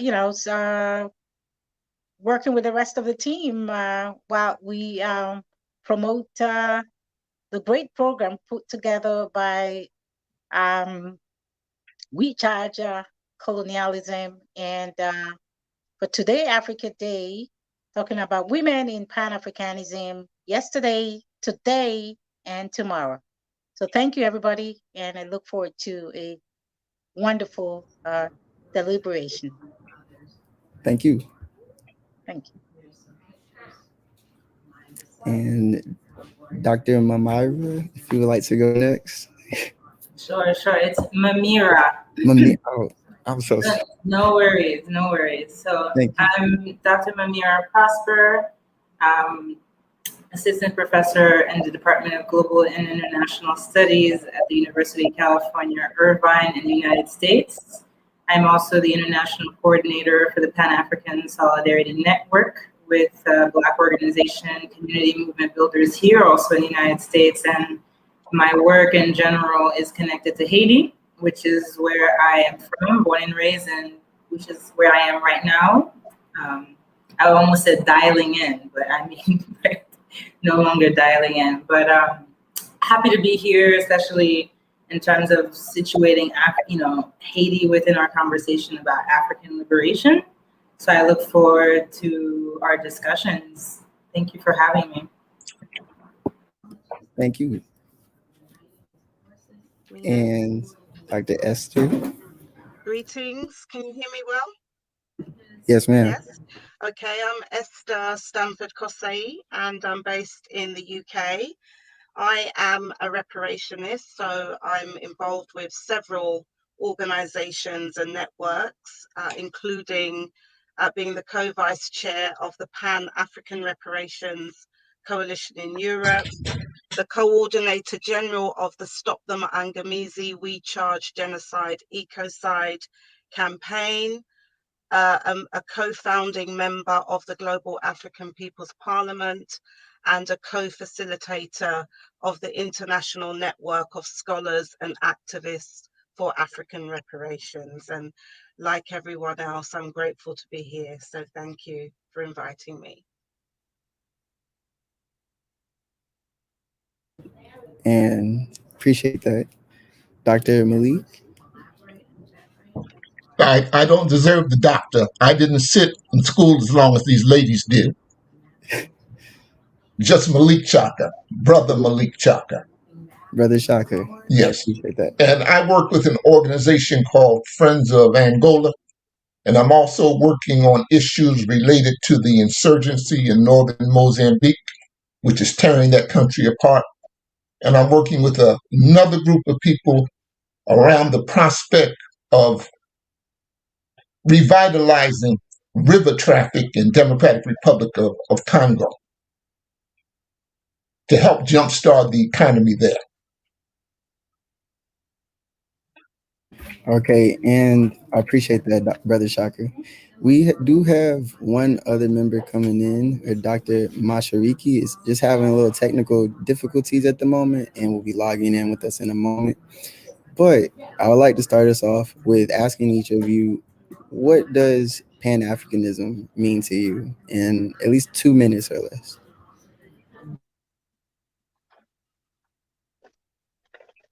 We can start off.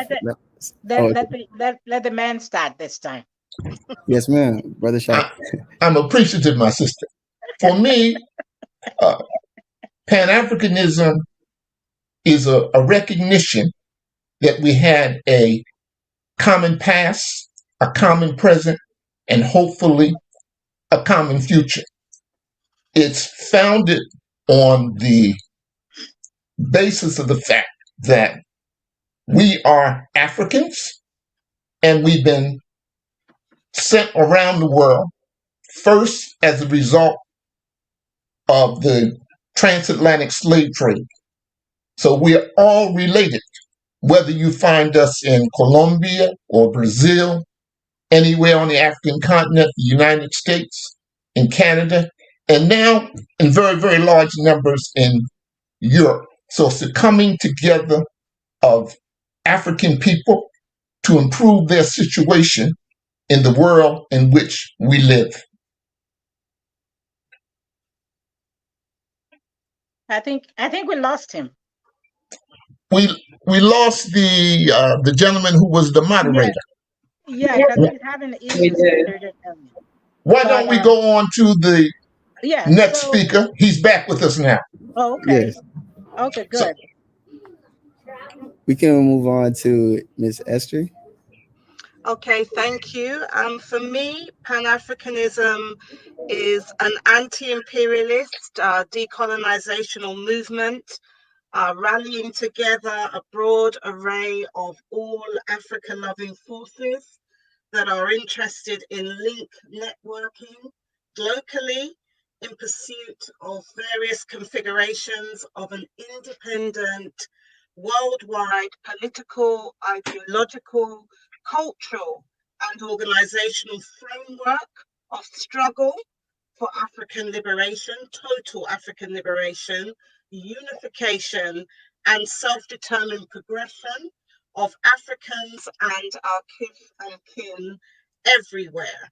So that's essentially for me what Pan-Africanism is. It's a live movement that is very much concerned with the restoration of Africa, the reclamation of Africa, the reassertion of African sovereignty that we have been denied for centuries, and certainly on the continental level since the carving up of Africa at the Berlin Congress of 1884, 1885, from which we can trace many of these conflicts and civil wars that are occurring today have their origins, a lot of them, in that physical dispossession of Africans on the continent, let alone those of us that were trafficked into the diaspora centuries before.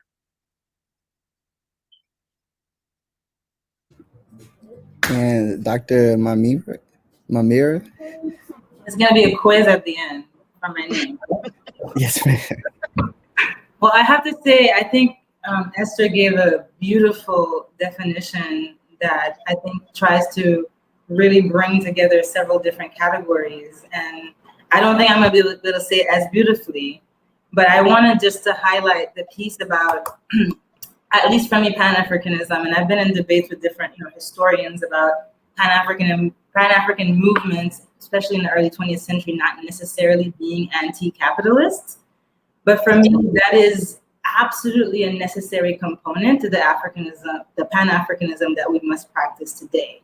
Because I think without a deep critique of capitalism, if we only look at racism, and sort of reduce it to some microaggression, right? And I'm downplaying the microaggression, right, that takes place. But if we don't look at it at the structural level and how capitalism is absolutely the foundation of the production of race, right? The production of difference between human beings and hierarchizing them in order to exploit their labor, right? Their pleasure, and what Esther said about the dispossession of self, but also the land.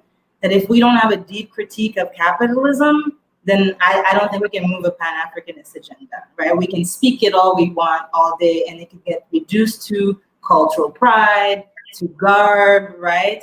And promoting like the Black excellence. But if we don't have a deep critique of capitalism, of racial capitalism, within our framework of Pan-Africanism, I think that we are missing a large component, right?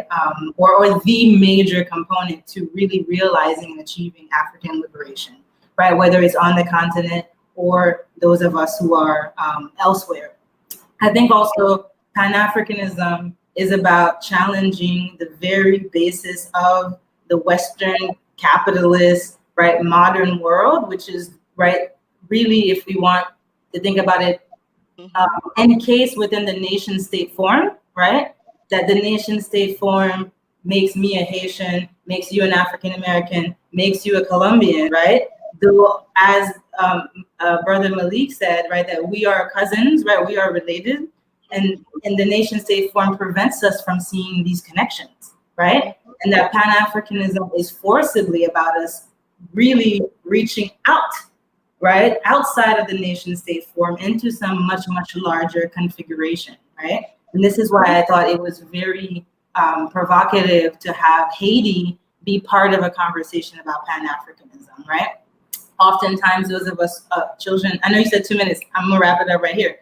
Those of us who say, right, we're children of the Haitian, students of the Haitian Revolution, talk about it as, right, Africa standing up in the Americas, right? Yes. This is a moment when you have several different, the plurality of Africans coming together, right? Those who are born in the continent, those who are born in the Americas, coming together to overthrow, right, the colonial system, the slave-based system, and promoting a different way of thinking about the world, right? Thinking about humans. And we can get into it a little later, right? The first constitution of Haiti, 1805, does something very provocative, which is to essentially make synonymous Black to human, Black citizen, right? In a world where, we could argue even still today, right? Black is not considered that, right? And, you know, we can get into that a little bit more, but for me, Pan-Africanism necessarily needs to include a critique of capitalism, certainly, and the nation state form. I think that continues to trap us in terms of moving our liberation plans. And good afternoon, Dr. Mashariki. Good to see you here. Good afternoon. Glad to be here. At the moment, we are discussing what Pan-Africanism means to us. If you would also like to chime in what it means to you as well, we'd love to hear that. Okay, thank you very much for the opportunity. I feel so honored to be among the panelists. How are you doing, Sister Esther? I'm great, grandmother. Yes, we've been on numerous panels before. But to me, Pan-Africanism, and I do consider myself a Pan-Africanist. In fact, I call myself an African born in America. But it is the way to our freedom through unity, and the sooner and the close that we can get to that concept, I think the more we'll see progress with freedom and liberation for all of our people. So Pan-Africanism is the way, and a lot of our people don't know that. So we have a tremendous challenge, particularly with the young people, to show them through history that this is the way that we have to go. Now, was this our choice? No, it wasn't our choice to be here. Because of the colonizers and the mentality of them and how they dispersed us all over the world, we now have no choice but to unify, to come together, and to look at a Pan-African concept for the liberation of our people. Because until Africa is free, none of us will be free. I appreciate that. And Dr. Bernice? Yeah, I mean, thanks again, everybody. Brother Malik, Sister Esther did a great job. Sister Mamira, I hope I got the pronunciation right. Did I get it right? Oh, wow. And Dr. Joanza, welcome. I mean, great seeing you and having you amongst this great panelists. And of course, thank you so much, Amawale. You're doing a great job. Yes, well, ma'am. what Pan-Africanism is, really, we can start by the definition, which is that is a worldwide mass movement. Worldwide. That's my sister in Haiti, my sister in England, my sisters in the Caribbean, wherever we are, in Africa, in the Americas here, we know we have something in common, which is that we are from the same Mother Africa, right? And once we recognize that this is a mass movement that really aims at encouraging and strengthening the bonds of solidarity between all indigents, between all of us, and the diaspora ethnic groups of African descent, once we understand that, the job is halfway, we're done. True. Because that would be taking it beyond theory. That would be action, really. And that's what we need, That's what we really should. We're trying to tell everybody that cares to listen, that is not of African descent, that enough already.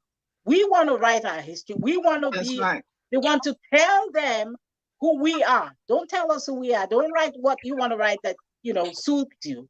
But we want to be able to tell you, we want to be at the table, decide what should happen and how our Africa should be built and how us Africans should be addressed or treated, So I would say for Pan-Africanism, it's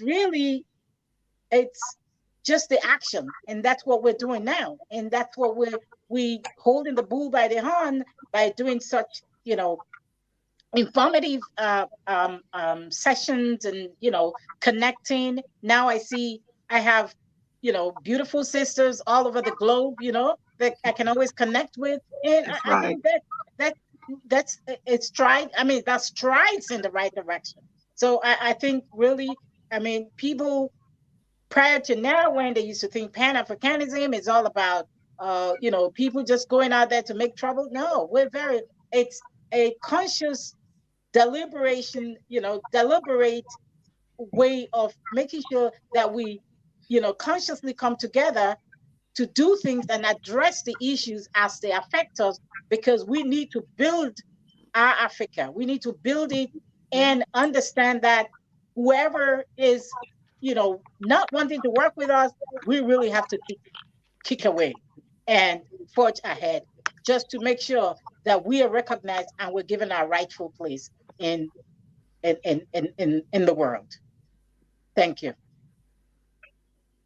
Can I add that I think that Pan-Africanism should be about making a little bit of trouble, though?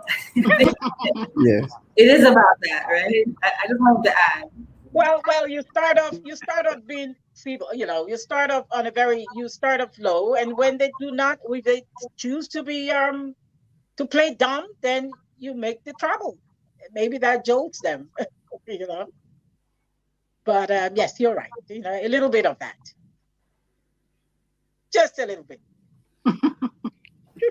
In the spirit of some of our maroon societies or guerrilla soldier warriors out there with like Amilcar Cabral or any quilombos like with Zumbi and Palmeiras with Dandara, what exactly does that little bit of trouble mean? Because I know in all of those societies, they're tapping into a spirit of Africa that says, I'm not going to conform to this reality that these oppressors are placing on us.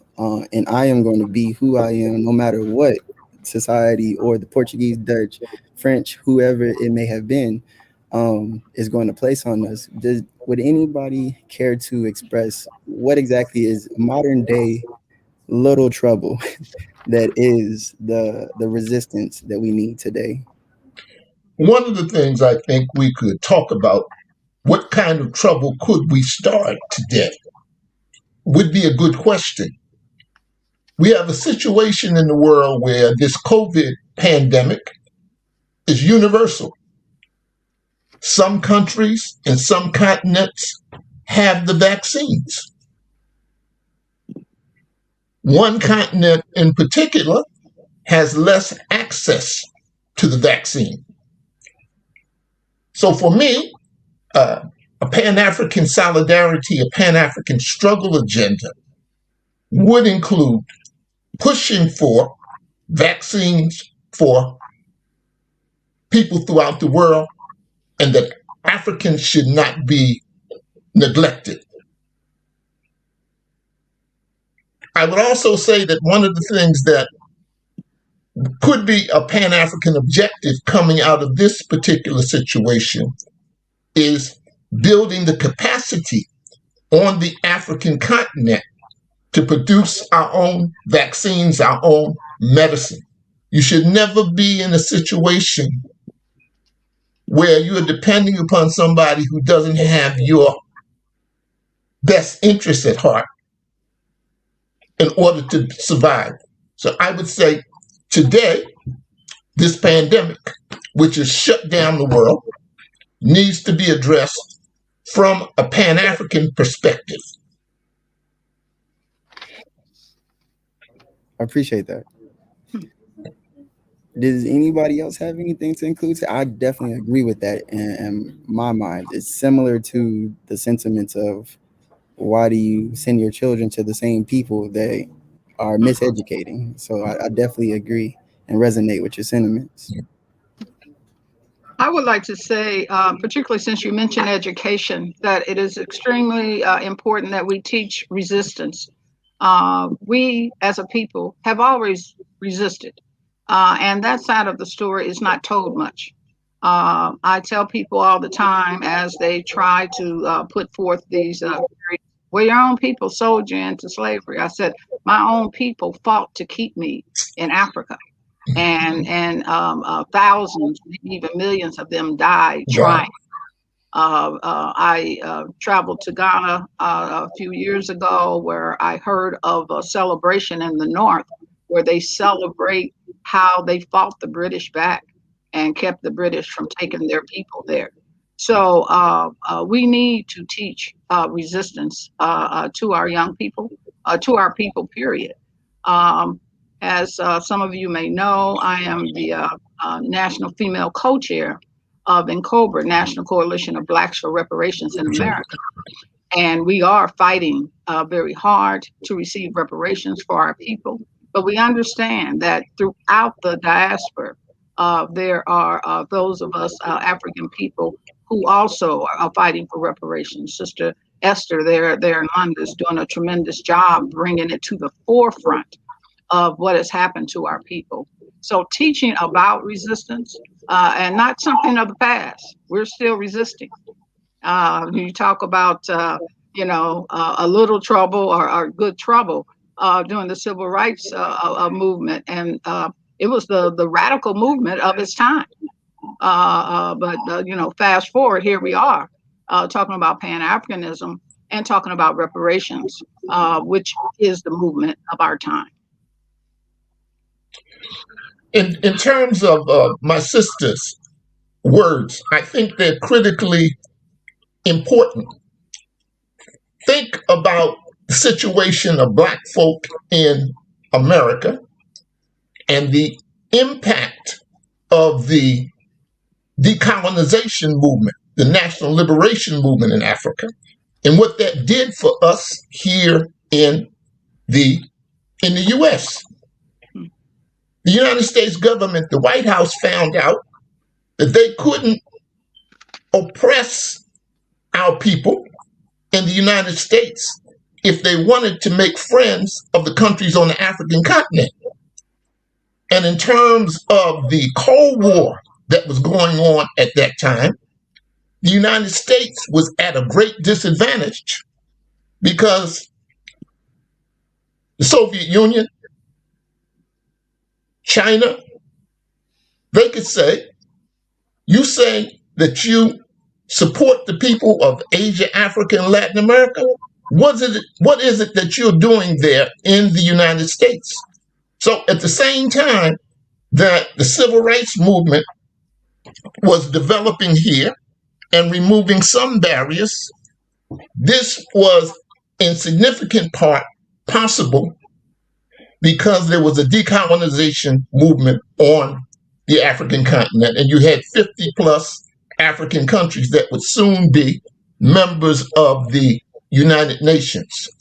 When we do well, our brothers and sisters in Africa do well, and Black folk do well around the world. When Africa is being beat down, when it's being curbed, when it's being denied its very rights, then we don't do well here in the U.S. Our fates are linked, and I think it's critically important to always keep that in mind. I wanted to jump in about what Brother Malik said about COVID. From the perspective of people in Haiti, specifically, I will say there have been articles out there already pointing to the potency, right, of COVID in relation to climate change, right, and overdevelopment. I think that conversation is being lost because, right, it is true, we need a solution right now, right, and the vaccine seems to be that.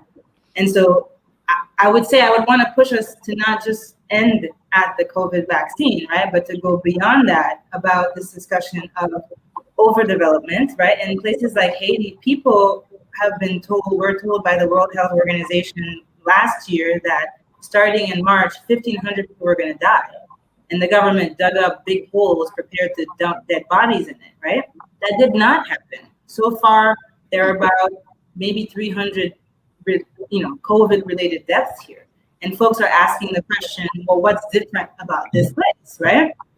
And, we don't want to get into some essentialist notions, right, about, Haitians, but certainly the way of life that Haitians have been able to maintain, even, right, and, we know all the stats about Haiti, right, that people have stayed true and close to the land, right, to the herbs, the medicinal herbs that really help to fortify the immune system, right, to combat certain man-made diseases, if you will, right?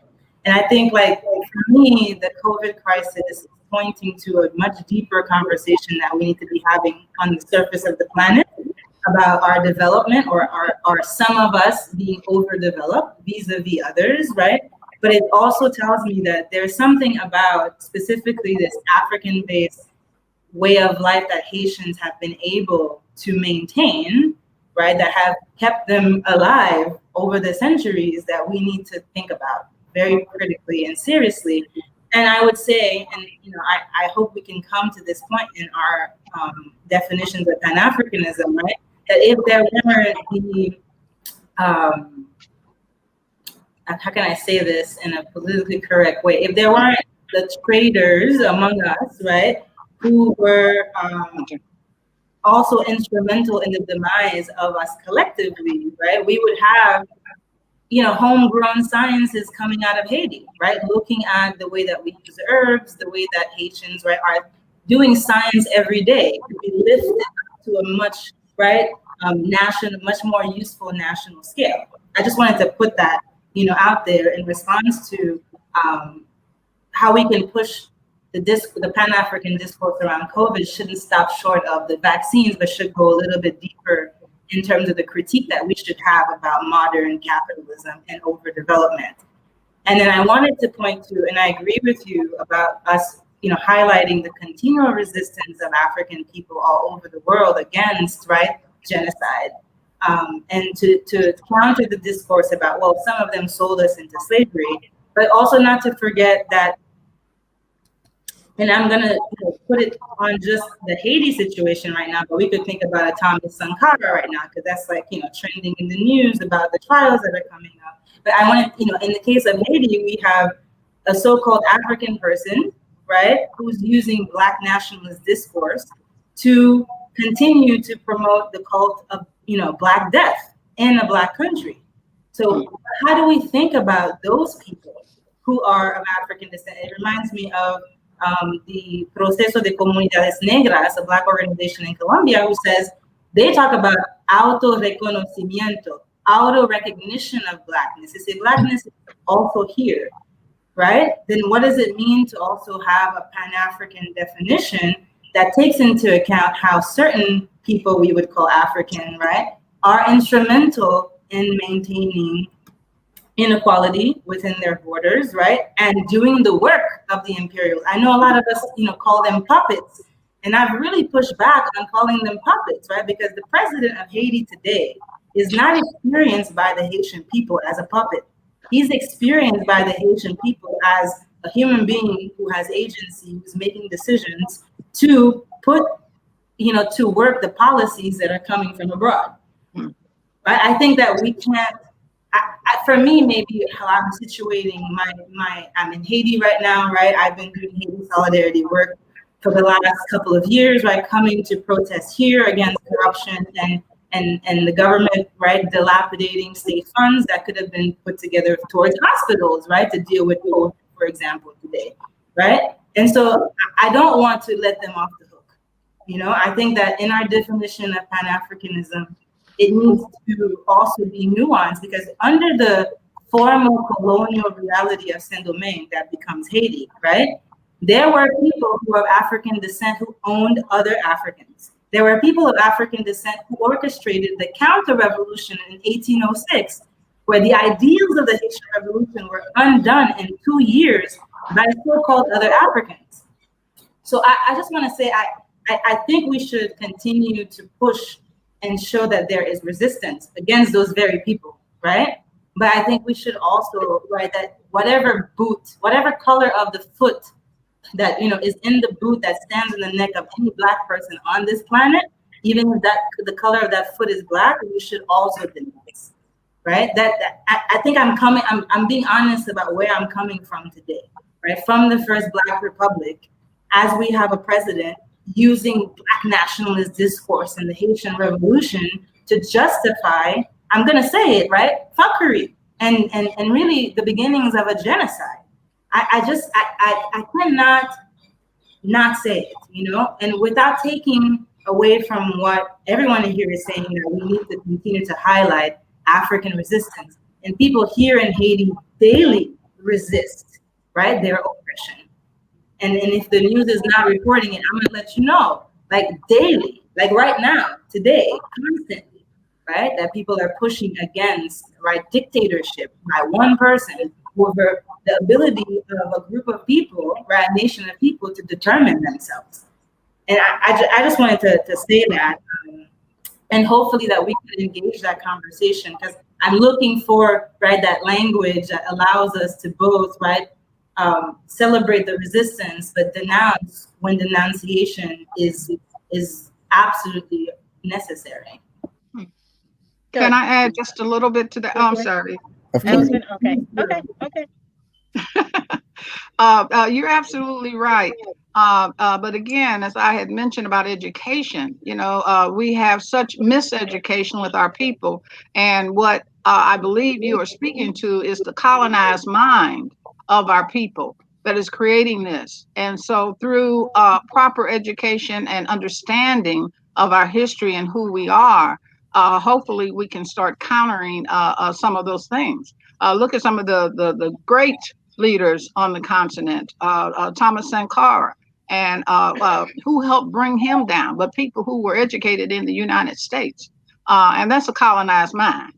And so I agree with you. So, can we agree that this miseducation has created these type of issues and problems that we have? This is family discussion, and we have to deal with that.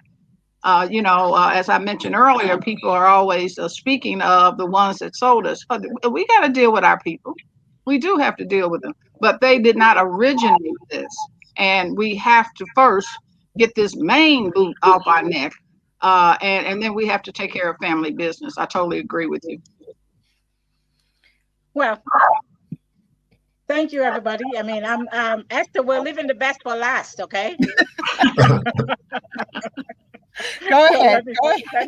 Let me chime in quickly. The thing is, it's interesting listening to everybody. We've all talked so well, which is why I said earlier that, beyond the theory, we need action, and so where's this action going to come from? I see that Africa, with all that we have, we're still so dependent on the rest of the world. So I think as Africa, and it's not because we don't have, but it's because we have not looked for ways to do things, to actually come together and do things together. A case in point is, and really what I mean is, it's time to put our money where our mouth is. Because most times we say all of these things, we talk and talk and talk, and then we get bought, they give us crumbs and we settle for it. How can we come together consciously and really make sure that we are independent? We at least work our way towards independence financially, so that we don't blame China or some other part of the world that, they start beginning to fill the void because they see nothing is being done. So they feel, what, these people are not doing anything with all the resources they have. We'll go there and do, and take advantage of it. So the critical thing, I agree with Brother Malik, the COVID, which is trending now, that's shut the world. As a matter of fact, reset the world. We agree. But you see, at ADDI, for example, the African Diaspora Development Institute, a group of doctors, we're trying to make sure that we actually we come up with our own vaccine. We don't have to wait for, Pfizer, for example, or AstraZeneca, or Johnson & Johnson. We come up with our own because guess what? The herbs and the things that are using for these vaccines come from Africa, So we have the herbs, we have all the, we have all that it takes to develop all of this. But the thing that I think we're lacking is the ability to financially to kind of consolidate, come together with a little, there was a program that Her Excellency Arikana Chihambori-Quao, the president of ADDI, she came up with and said, we need this done in Africa, and even here amongst us in the diaspora, Africans in the diaspora here. And she said, what, if between 1 million of us, if we can come up with $1,000 each, you know what that would be? 1 billion. We'll make money. And that in itself will help in jump-starting a lot of the projects. We can have all the panel, we can have 20 of us here talk from now to Kazoo. It would not do anything if we don't actually do the needful, which is make sure we are financially dependent on ourselves and no other person. So I just wanted to add that we have great ideas, but I think what we're lacking is actually putting our money where our mouth is, really putting money together. And I tell you, it might look very steep, but it's achievable because look at all of us here, doctor this, doctor that, this or that, we have the means, we've been blessed. So I think we should consciously look for a way. I mean, thank God for the African Continental Free Trade Area. And we now also have a woman at the helm of affairs at the World Trade Organization. So we can look at ways of working together, and see, which is a person of Dr. Ngozi Okonjo-Iweala, Iweala. We can do things, see how we can do a whole lot together and grow together as a people. But we need to be financially, independent. We need to do our thing our way, Yes, ma'am. Okay, like Kwame Nkrumah said, African solutions for African problems. So we know what we are faced with, and we should, knowing that even a little child knows that money does it all. Money, it's clear. We can say, oh, if we don't put together money to do something, we're not going to be able to achieve anything. Thank you very much. Yeah. Excellent point. I think it's also important to note that if you look at the African continent, the amount of money that goes back to the continent as remittances. Mm-hmm. If you're a good African, what you want to do, and you happen to be living in the US or in Europe or someplace, you want to be in a position first to buy a house for your parents in the village, and then buy one for yourself in the village. So when you go back, so Africans outside of the continent are in fact funneling resources back to the continent, and this becomes critically important. And you're talking about large amounts of money. Large amounts of money. There's so many people in a place like Liberia, for example, who are receiving remittances from their relatives who are living abroad. And in many instances, this is the difference between eating and not eating. We need to do the same thing, as my sister said, as it relates to other things like education, roads, healthcare. And you see this going on. My physician here, my neurologist, is a gentleman from Liberia. They're organized here. They're sending money back to Liberia to help deal with the health challenges that people are facing there.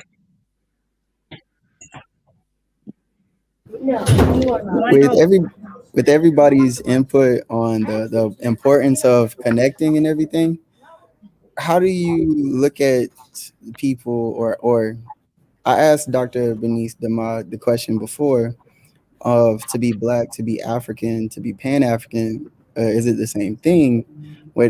As far as getting it on a grand scale, as for, like, how do you guys see this coming? I know with Cobra, we have a lot of people that come around the plight of reparations. I know with the African Diaspora Institute, you're literally galvanizing all of us to understand that we're all one together. How do each one of the panelists see this, getting our masses to understand that we have a collective plight, like Brother Shaka said, that we're cousins? In fact, I revised that we are brothers and sisters. Yes, sir. We have the same mother. Her name is Africa.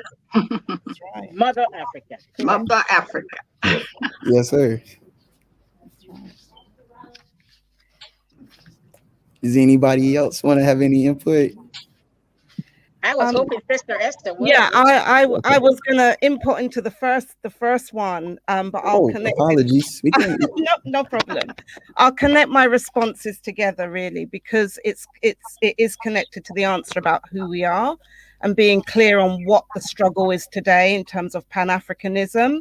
Recognizing what Pan-Africanism has always been, and that struggle still to liberate ourselves and our homeland. So as Africans outside of our homeland, we cannot be free when our homeland is not free. It's just not possible. Our lives cannot matter if Africa is in bondage and in fact being recolonized. So in terms of what I think the task of Pan-Africanism and our movements for Pan-Africanism worldwide, wherever we're located, it's really to defeat the current phase of our bondage, which is commonly referred to as the phase of neo-colonialism. Yeah. And in the Stop the Mangamizi campaign that I represent, we link this to our struggle for holistic repair or reparatory justice. And in fact, we have an annual what we've now called a reparations rebellion. And our theme this year is actually defeating the Mangamizi, meaning the African Holocaust or Holocaust of neo-colonialism, with African autonomy. All roads must lead to the sacred cause of repair or reparation. So for us, it is about rebuilding African autonomy at home in Africa, but also in the diaspora. And in the diaspora, that will look different. Right. It's recognized. There's various movements. I mean, Queen Mother Mashariki from N'Cobra and other, Pan-African and Black liberation forces. There's a long trajectory in the so-called Americas around us developing our own community, our own sense of nation that is tied to land and building on that land. So reclaiming land and space and using that so that we can be free. We can grow our own food, we can build our own institutions, we can meet the needs of our people. In a UK sense and also a global sense, there is also the notion of something called non-territorial autonomy, which is what we're advocating here in Europe. And that's basically saying, we are not saying we want to build a nation state for African people in Europe, because we are umbilically connected to our mother, which is Africa. So we see ourselves as extensions of our mother, but we cannot wait for equality, which is going to take hundreds of years by their statistics. We have to do for self now. And that means asserting our rights to the use and access to land and space, to build our institutions of education, healthcare, our enterprises that can sustain us. So that's what we're working on. And that's referred to, because we're repairing ourselves, we use African terms, because we have to get back into our African mind. And just like in the so-called Americas of Abuyala, the Palenques, the Quilombos, the Maroon settlements, that's what we're also building here in Europe. And in the UK, we refer to something called the Ma'at Ubuntu Jama. So it's really like an Ubuntu village in terms of Ujamaa, but premised on African philosophy, culture, values, and seeking to restore Ma'at, which is an ancient ethical ideal that we've never fully realized. So that eternal vision, intergenerational vision of nation building is connected also to our connection with liberation movements who are struggling to transform Africa. And that Africa that must be united is not the borders of Europe. It's not Africa. It's not Francophone Africa, Lusophone Africa, because those borders separate us. Yes, they do. Today. Indigenous African ethnicity and nationality. You got the Ewe people separated by the borders of Ghana Benin, Togo. Togo, and Togo. also Nigeria. So this is causing a lot of the wars and conflicts today because of the way these nation states have been formed that still benefit Europe. So this notion of being an African, a global sense of being an African, is key to us seeing that that is our fight. Just like today, the Palestinian who is deprived of a homeland, that's all right, their struggles all around, they're not fighting just to end police brutality against Palestinians or their health land. deficits. They know it's a national liberation struggle. Teach and now. our people need to be re-educated about our national liberation struggle wherever we currently live, and connect into that. And the base is Africa. Unfortunately, a lot of the movements that are struggling on the ground are not being reported in CNN or the BBC. Right. And so many of us do not even know that many of our own people are being persecuted, locked up, accused and demonized for so-called treason because they dare to defy those borders. That's true. So that is the Africa that is waiting to be born. And some of us in kind of fidelity to that ancient ideal of always uniting African polities are referring to that repaired Africa as a Ma'at Ubuntu man, which is a state, a Pan-African unity of communities based on Ma'at and Ubuntu, because it's also about how does Africa relate to other members of the human family. And that is the ultimate repair in terms of guarantees of non-repetition, which we don't focus enough on. The Jewish person can tell you they will never again go through a Shoah or what they refer to as the Holocaust. They will never again, because of something called the State of Israel. Yeah? So our sense of security, collective security, is connected to liberating our homeland, when right now corporations, hiding behind European governments and America are depriving our people of our land, our resources. There was a report in 2016 called The New Colonialism, Britain's Struggle for Africa's Resources, that said 101 companies registered on the London Stock Exchange, you could say British companies, control $1 trillion worth, and that was conservative back then in 2016, of Africa's key commodities, the commodities and resources that we need for our people's development, that are being denied even to Africans on the continent. So the extractivism of our gold, our platinum, our cobalt, our copper.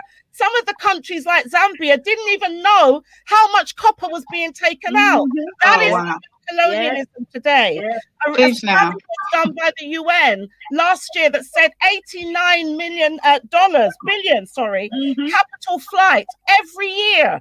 There's hundreds of studies that will give you all these figures. I can't even add up the maths. It's astronomical. But yet we have our people dying, crossing the Sahara to get to America, to get to Europe, because their lives are literally do not matter, and they cannot live in a land where they was born. That is the struggle today. And I think we have to recognize that, because that is the continuation. And our sister mentioned about the climate and ecological dimensions of what we must tackle.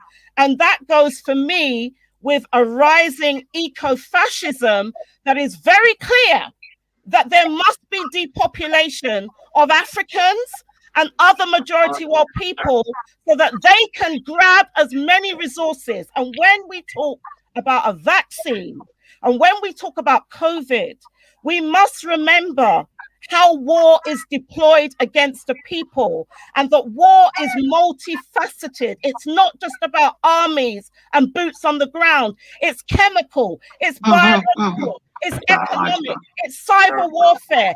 And until we recognize the war that is being waged against us, we will forever be casualties. Darwin told us this over 70 years ago. that we are heading for extinction, not because we are naturally going to be extinct, but because there is an agenda and they are global elites that are very clear that there must be depopulation. So they all need to go together. And that's where the suggestion about our own medics, our own brains, we have to be authorizing and be very clear on any vaccine, what's in it and what we're delivering to our people. And that itself is a form of resistance in Africa today, especially with the taking out of President John Magufuli. So let us also recognize the cost that heads of state pay when they try and go an alternative route that's not the route of the World Health Organization and all these other institutions that are there to further our domination. So that's the Africa that I'm connected to and the work that I'm about. And I recognize some of these things may sound controversial to some, but we don't have the time for polite discourse. The genocide, the ecocide is real. And we are a people that have survived it.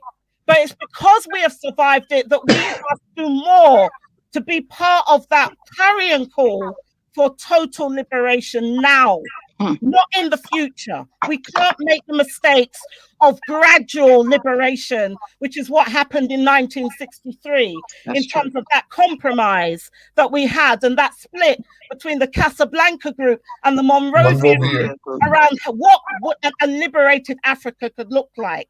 And we are at that place again in our history, but we know better now. So we have to act on what we know. We have to take the courage from our centuries of resistance to humanize this earth. Thank you, my sister. That was powerful. I would like to just say, not to add to, and I don't know if many of you have been on panels with Sister Esther. I always just want to sit back and listen and learn, and I'm so glad she's on our side. Sante Sana for mentioning repair and healing, which we have to do for ourselves. Whether we ever get a dime for reparations, we have that responsibility. I just want to say just briefly, there's nothing that I could add to the wonderful explanation that Sister Esther gave. But when you look at Black African, Pan-African, I do not want us to be in a position of dividing ourselves over names. We're African, period. Now, do some of our people call ourselves African? No, we have people in the South who still call themselves colored. In Cobra is a coalition. So we embrace it all. And we try to bring people together around our circumstances and our conditions, regardless of what you call yourself or what pronoun you use. So I don't like to get into those discussions of this or that. I'm very clear who I am. And I have tried to teach my children and my family who they are so they can teach their children. And we have to do that. And we just have to keep this educational process going. We have to take some of these subjects that Sister Esther has mentioned, and so many of us, Dr. Dema and Dr. Prosper, as well as Brother Chaka, we have to educate our people. But we have to keep this movement going. We have to keep this struggle going until victory is ours. Our ancestors did it. I will be honest, I don't know how they did it. I really don't. And they didn't have as much as we have. That's true. That's true. But they got us here to where we are today. And so in my humble opinion, we have no choice but to move forward and understand what our ancestors have left us. Africa must unite. Africa for the Africans. Reparations now. Yeah. My sister mentioned the situation in Palestine. I would offer that you have a very disturbing situation on the continent right now. When I first moved to Africa in 1971, you saw real solidarity between Palestinians and the African continent. Now you have a situation where that's no longer the case. That you have being held on the continent Israel-Africa summits But with the exception of a place like South Africa, where you have the ANC and the PAC, nobody's talking about solidarity with the Palestinians. And I'm saying, as a Pan-Africanist, that we need to be in solidarity with the Palestinians. And I'd like to raise one other issue, one other question here. I am surrounded by all of these extremely capable women. You got doctors, and I'm still a brother. So my question here would be, what would a Pan-African women's agenda look like for the African continent today? What would be the things that they would be calling out for, and also be calling out with solidarity with them on this issue? To be a little provocative, take the issue of domestic abuse. It's criminal wherever it takes place. It's criminal in the United States. It's criminal in Europe. It's criminal in Africa. But you see, in the African context, these issues do not necessarily have the support of governments. Similarly, in the whole education area, women have taken a leadership role in education. What is an African women or African feminist agenda for the continent now and within the Pan-African movement globally?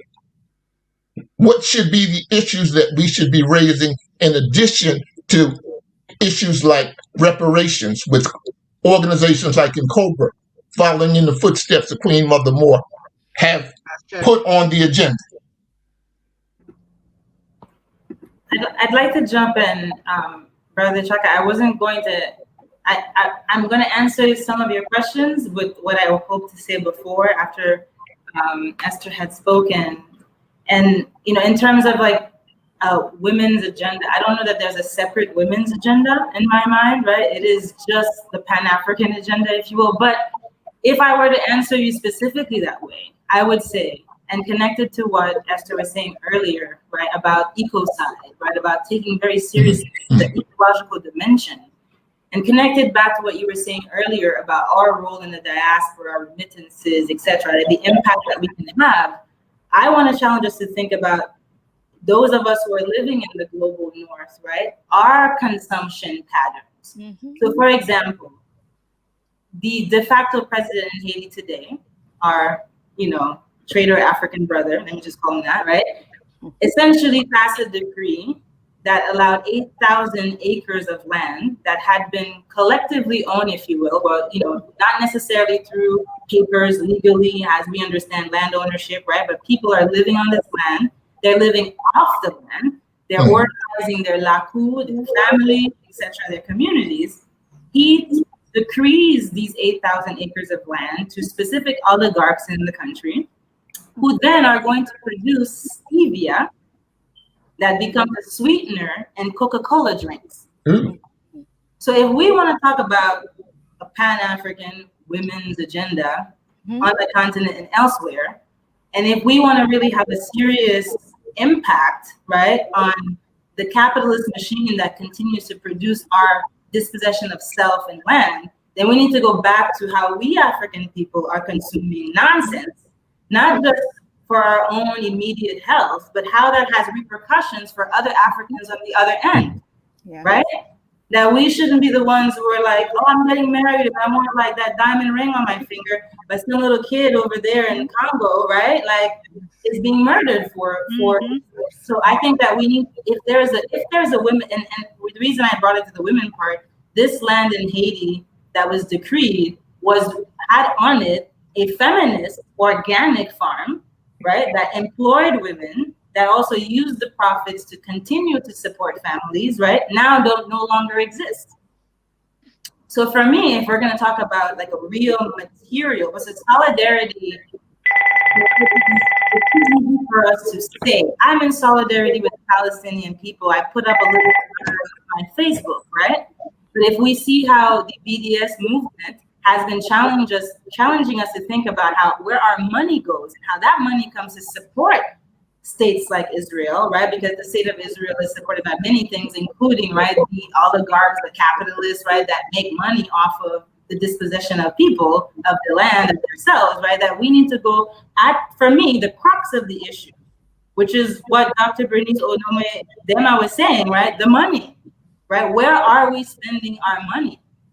And how is that coming to have repercussions on people so-called people we say we're in solidarity with, or that we're calling brothers and sisters, right? But we're consuming the same very products that are causing their dispossession to begin with, and have environmental repercussions for those people and ourselves as well. So for me, that's where it's at. Not some, I think this panel is beautiful. I am so happy to have met you. But I think not just one more panel discussion, right? That the education needs to have a material, a real materiality to it, right? Which is that if we're decolonizing ourselves, we need to also be controlling how we eat. Yes. And that will necessarily have an effect also on some other African people that we're claiming to be in solidarity with. Because we know that Africa, the continent of Africa, continues to be the site of extraction of raw materials and raw resources. So I think for me, that's the answer or the connection that I've made after listening to all of you, and also the question you pose is that an agenda that is actually having material consequences on African people's lives requires a move away from our overconsumption in the global north, particularly those of us who are African, claiming to do Pan-African work. Yes. You're not talking about those $200 sneakers, are you? Yeah. Right? Or like, flashing all the brands, all the gold. And you're making, Tommy Hilfiger and Gucci, whatever else that people are wearing, right? The Louis Vuitton done in sweatshop factories, including in places like Haiti, right? So what are we talking about if we're saying we're Pan-Africanist, but everything we wear, everything we consume is produced right towards our demise? Right. Let me just add something very simple to that.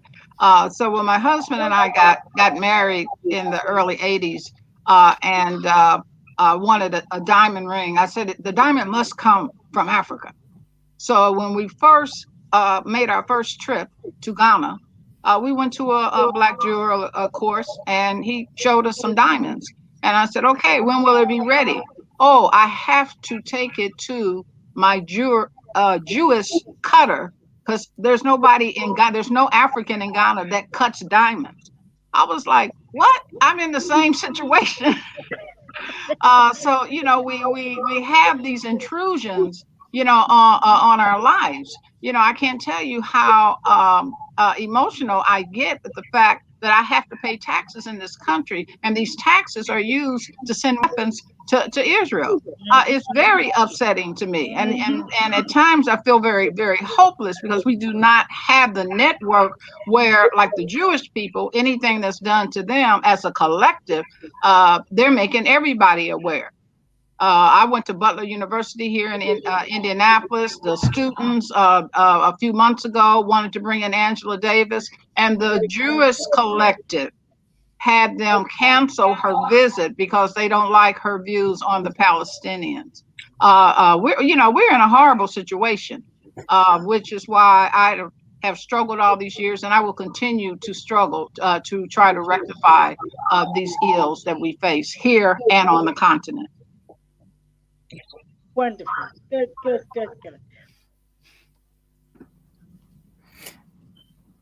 Would any of the other ladies like to answer Brother Shaka's question before we move on to the next question? I think for me, in terms of again a similar answer, not that there are specific issues that you can say we know disproportionately impact on women and children. But the issue of violence is not just domestic violence, as we know. So I think intersectionality is very much important in how we look at even what a women's agenda is. That can't just be an essentialist, absolutist agenda, because we also have, women who are part of the hegemon and who operate as part of the hegemon within and outside our communities. I also think we need to look at the best of our African selves, past and present, and also what we're co-creating into the future in terms of what Obati Shaka has written about a return to the African mother principle of male-female equity. Yes. And I think we have to look at restoring our systems of complementarity. And if there is an agenda that I think is urgent right now, I don't know about the US, and I might be stepping into something here that I don't really want to open. But even the notion of being an African woman is something that needs to be defended. Because in the UK and in other parts of the Western world, we are being told what a woman is biologically, who can be a woman, and what we have are people who are not African women seeking to tell us what it means to be a woman. And so even the notion of womanhood is something that we have to fight for and assert our right to be, not just genderless, which is the agenda now. Everything is gender neutral, okay? Now, from an African perspective, from many indigenous perspectives, we recognize complementarity, not in terms of dominance or domination, which is what came with colonization.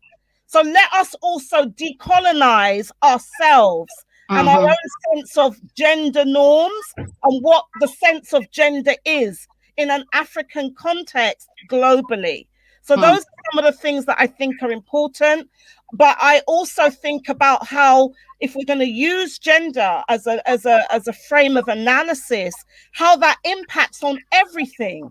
So right now, the struggle against militarism, whether it's in the USA or whether it's AFRICOM that's being, deployed against our homeland, we can't, absent the role of gender and the fact that now it's supposed to be empowering for women to fight in militaries that are hegemonic, that are colonial, and that are about dispossessing and killing other men, women, and children. We have to say something about that. But that also speaks to why we cannot absolutize the struggle of women and extricate that from the rest of our family members, however people choose to self-identify. That's right. Excellent. Totally agree. I appreciate all that input, Sister Esther, because you mentioned a lot of your what you're saying puts me in mind of the vision of Garvey to actually have our sovereignty. And when you spoke of Ma'at, and that's, for many people that may not know, that's truth, order, balance, harmony, righteousness, and reciprocity. And this is a part of that healing process that I believe Dr. Mamira, or I believe you mentioned that earlier. I don't know if I mentioned it, but you got the name right. Okay, I get half a point. Forgive me if I got the wrong person. But I'd like to ask, what are y'all perspectives on the decolonization process and the current situations with global powers like China, Russia, Iran, Venezuela, etc., and what that means for us as Africans as we are continuously trying to find our healing with our balance and our harmony and righteousness and reciprocity with one another as African people? I'd like to make a point. One of the things that disturbs me a great deal is that here in the United States, You've had the start of a new Cold War. If you go back to the period after the Second World War, you had a Cold War between the United States and the Soviet Union. Now, the U.S. has come back and said to people in Africa, the problem in Africa is that you have Chinese who are involved there economically. I would caution people to determine who their friends are and who their enemies are, and not allow themselves to fight people who are not necessarily their enemies. So for me, when people say China is the problem in Africa, but the U.S. is their friend,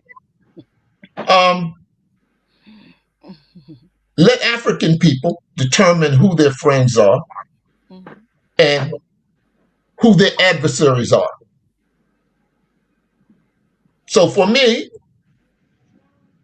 Africa should determine who is going to be invested in the continent, who's going to have access to natural resources. You look at the unequal relationship that exists between France on one hand and its former colonies on the other. This is problematic. So if we're going to mention Iran, if we're going to mention China, if we're going to mention Russia, then we also need to answer the United States of America. Or if you're living in UK, for sure, we need to raise the issue of what is the relationship of the UK government with African countries. Are they friends or enemies? Are they helping or holding back?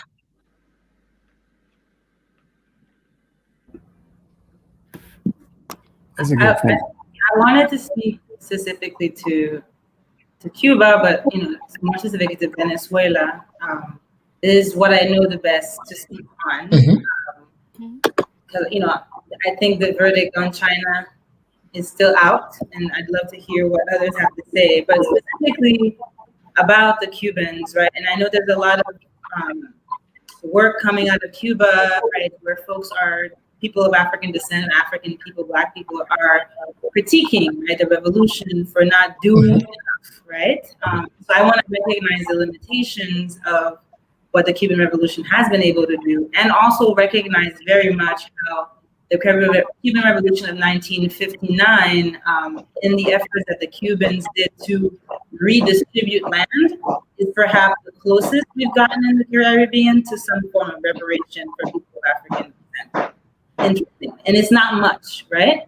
And I think in the case of Venezuela, at least when I speak to Afro-Venezuelans, indigenous Venezuelans, about their interpretation of the Bolivarian revolution led by, Hugo Chavez, is that this is one of the first moments, and you can see it, just, look at the pictures between the Constituent Assembly of Chavez versus Guaido, and you will see the stark difference.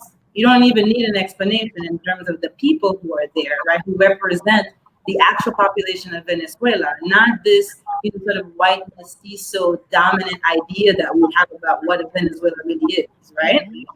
And so in some ways, when you look at the Americas, right, Venezuela and Cuba have been the places where people of African descent have perhaps fared the best, right? And specifically to the work of Cuba, right, as opposed to the United States that says doing humanitarian aid and send soldiers, right, to distribute food, right, doctors, right? Venezuela, specifically in its treatment of the Caribbean and in Haiti, offered the Petro Caribe Fund. Now, of course, we can challenge them about not decolonizing enough, right, their ecological dimension, but that they wanted to actually use the extracting of these resources, right, particularly petrol and petroleum products, to benefit the Caribbean and towards some sort of, right, economic sovereignty. We were talking earlier about what would it mean if different peoples came together. Venezuela attempted to create Pan-American, right, economic reality without the U.S. and Canada being involved, right? And we already know the war that has been waged against Venezuela as a result of, right, this alternative that they were promoting. My brother. The alternative that they So I'm were on the program right now. Okay. I'll get back to you.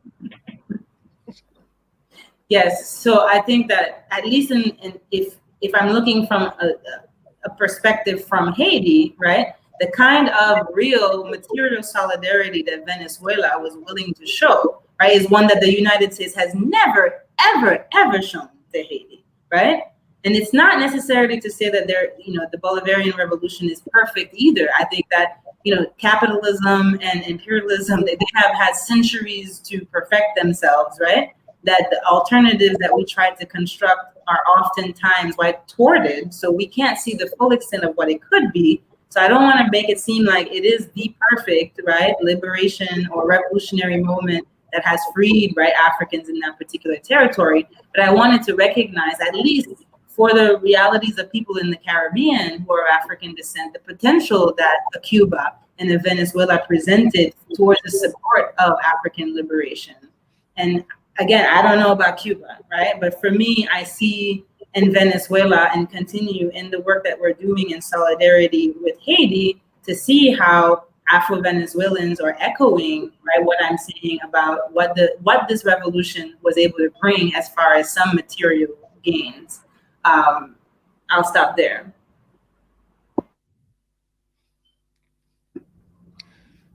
Unmute Queen Mother Mashariki. Yeah. Oh, we can hear you now. Can you hear me? Okay. Yes, ma'am. I say technology is wonderful when it works. We have to really be clear on who our friends are and who our enemies are. I'm a Queen Mother in the Volta region of Ghana, the Tefle traditional area. I try to get home every other year. Due to the pandemic, I have not been able to go. The last time my husband and I were in Ghana, we used to visit a place called Osu, which was a wonderful place with shops and, just wonderful. Who's walking around Osu the last time we were there? Chinese, like they own the place. Then someone said, oh, they've built 5 casinos here. Oh, they have their own security force. I am very concerned that the leaders of African countries, particularly Ghana, are not allowing this new neo-colonialism to come into the continent. And I understand Ghana is in debt to China. And so, they are collecting in a lot of different ways. So, how then do we get to our leaders for them to realize, we can't make the same mistakes that we have made in the past. And I'm not sure they totally understand that. I'm not even sure the people in Ghana. In fact, it's a tourist attraction. We have casinos now. And I'm like, no, that's not the progress that we have been, struggling for. So it's an issue, and I am gravely concerned. And I know Ghana is not the only country. I think China's trying to make up because they didn't get their portion during the division of the continent. So they're just coming in the back door as fast as they can.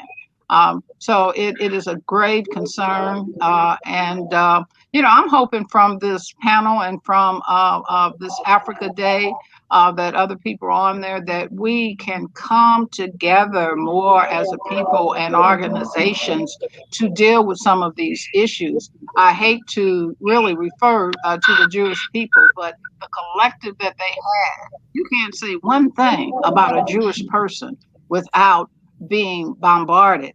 And we have to get there.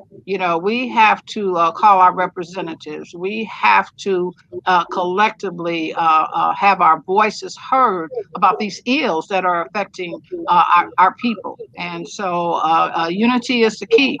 One of the last things President Jerry Rawlings said the last time I was in Ghana before he passed, we had a session.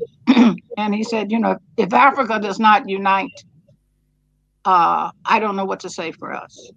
You know, we have to come together as a people. Yes, ma'am. Absolutely. Yeah. I agree with that.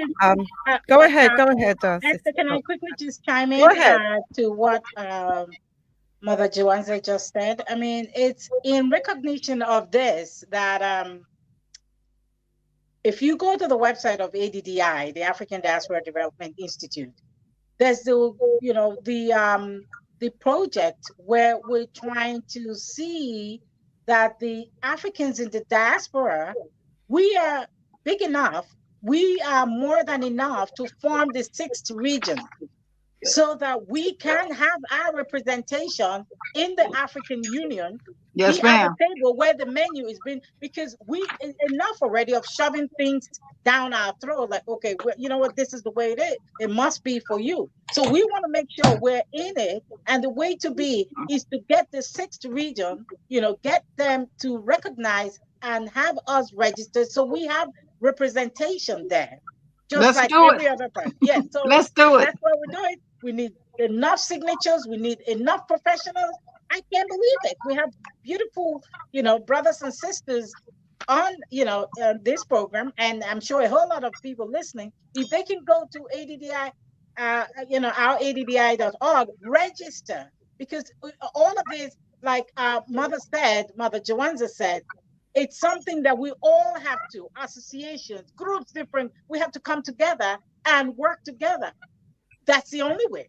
That's just the only way that will be action, And now with China and all these other people going, we're trying to make sure that us Africans or people of African descent who want to connect with the continent go to where we are, a lot of the countries are very welcoming. Like in Cape Coast, for example, in Ghana, we have been given, ADDI has been given, I believe, about 350 acres of land to come there and develop and do things.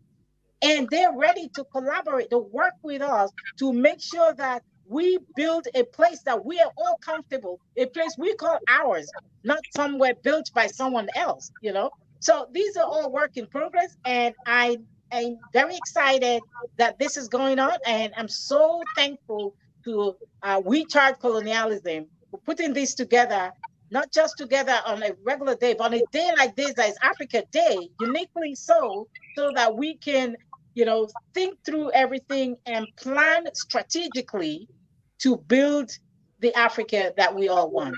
But with that, take it on, over to you, my dear sister Esther.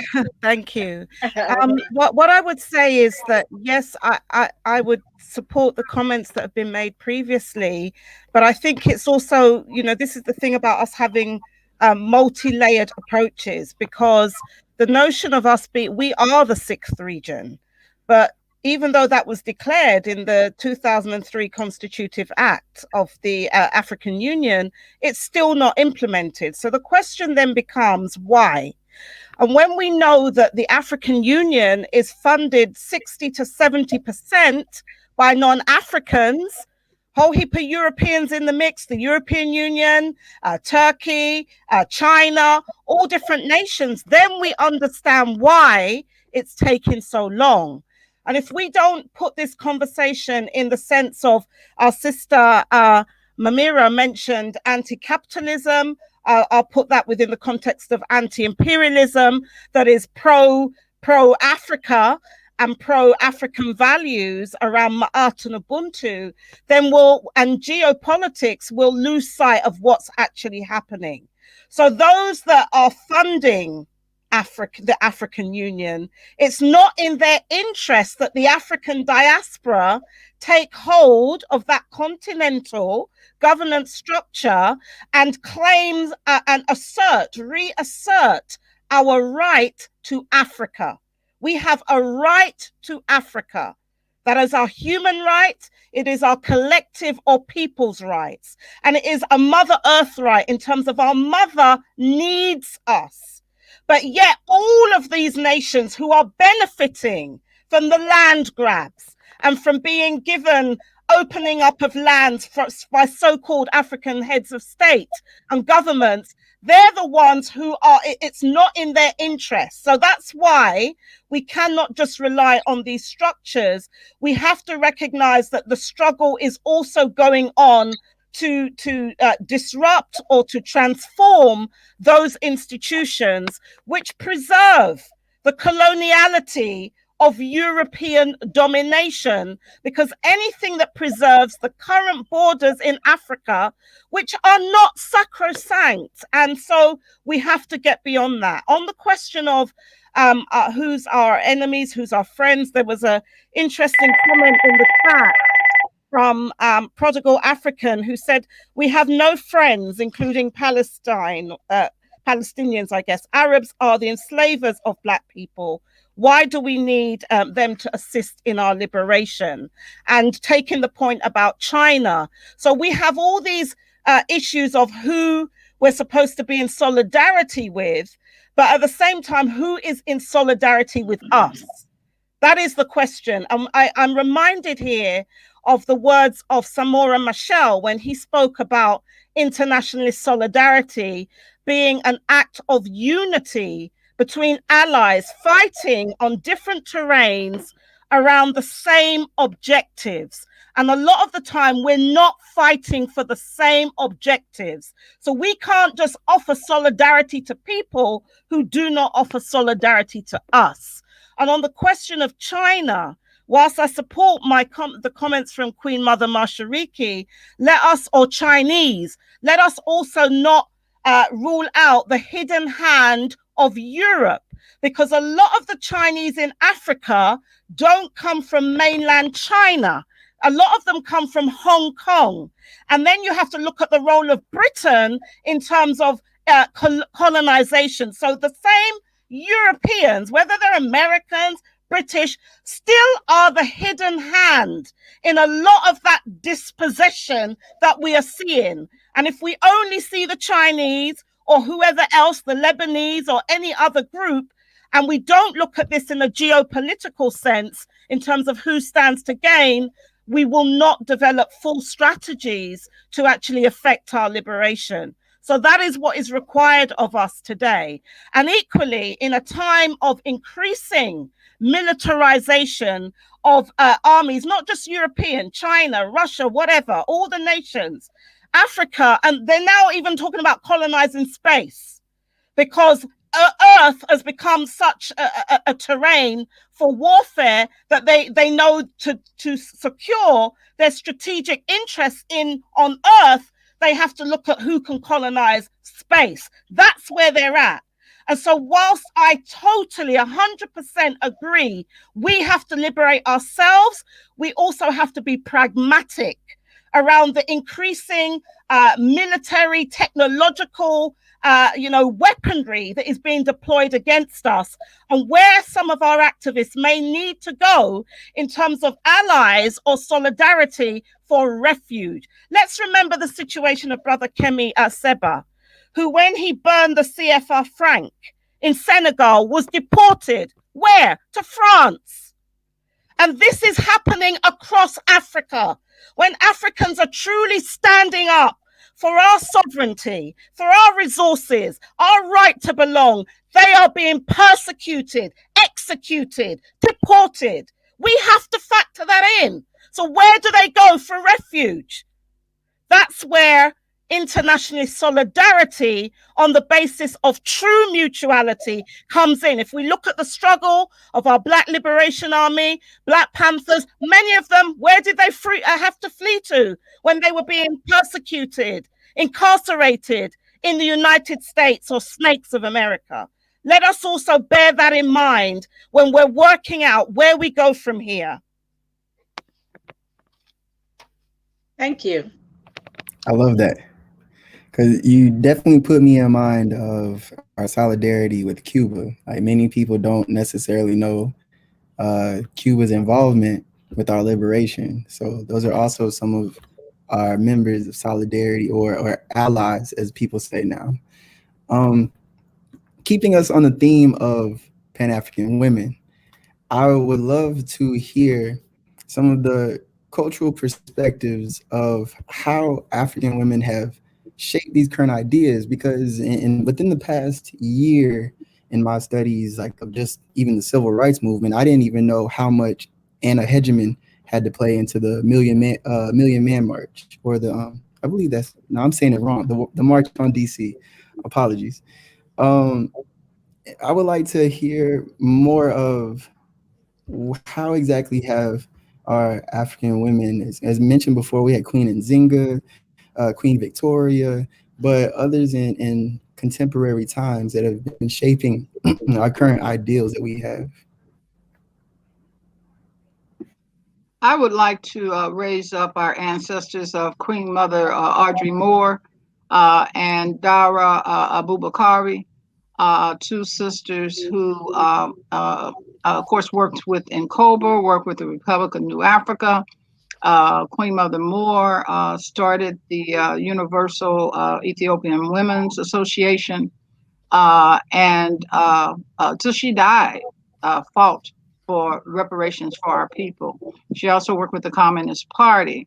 Both of them were influenced by the UNIA. And of course, Marcus Garvey's second wife, Amy Jacques, was instrumental in setting a tone for African women within the UNIA.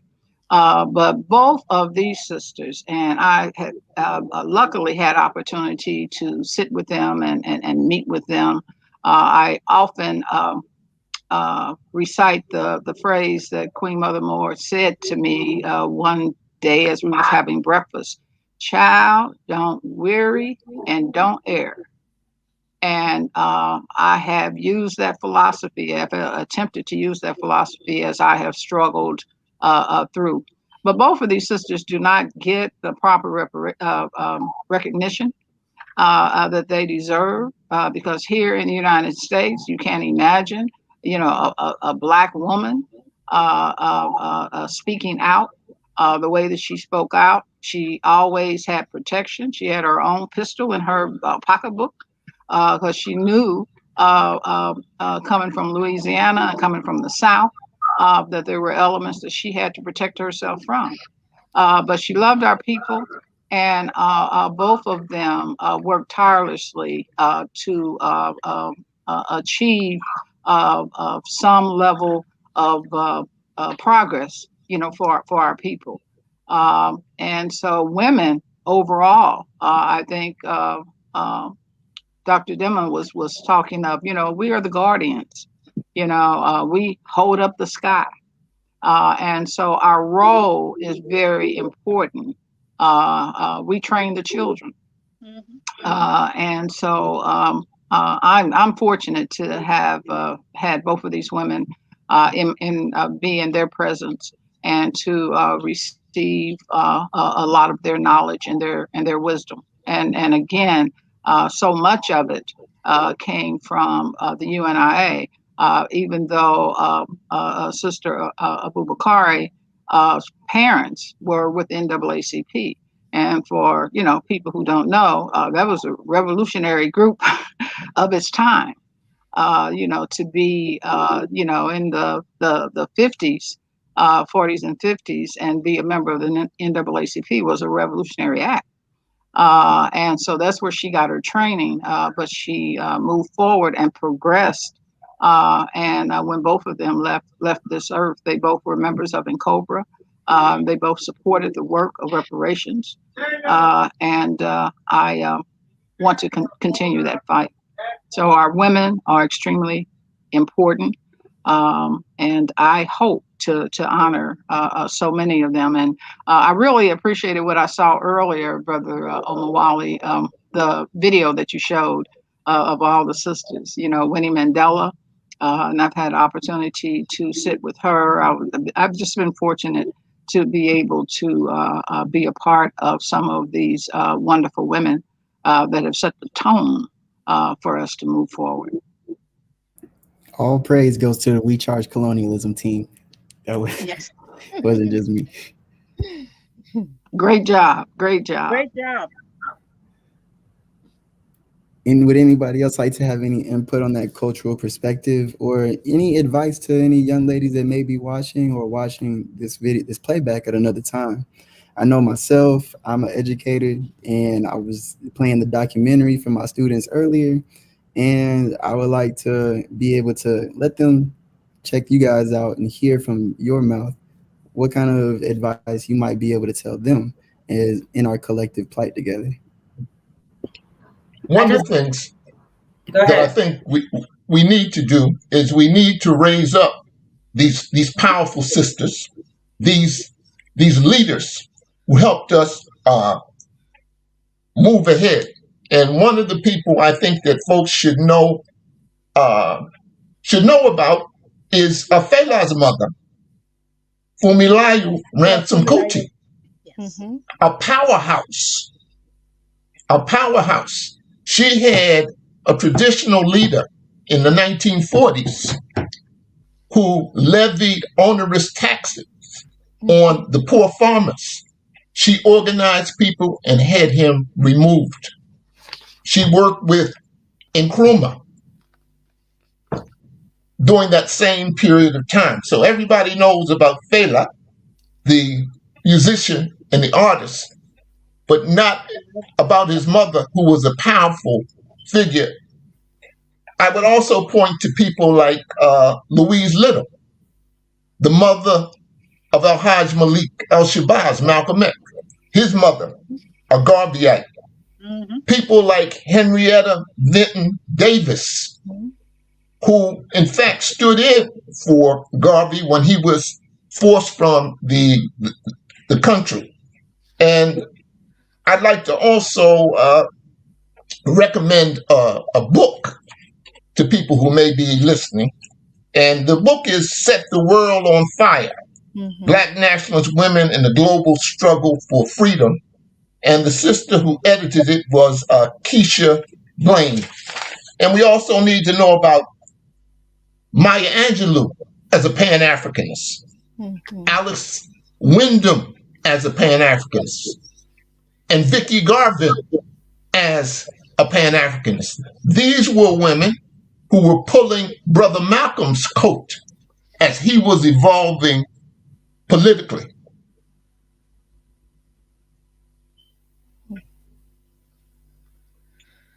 Thank you for that, brother.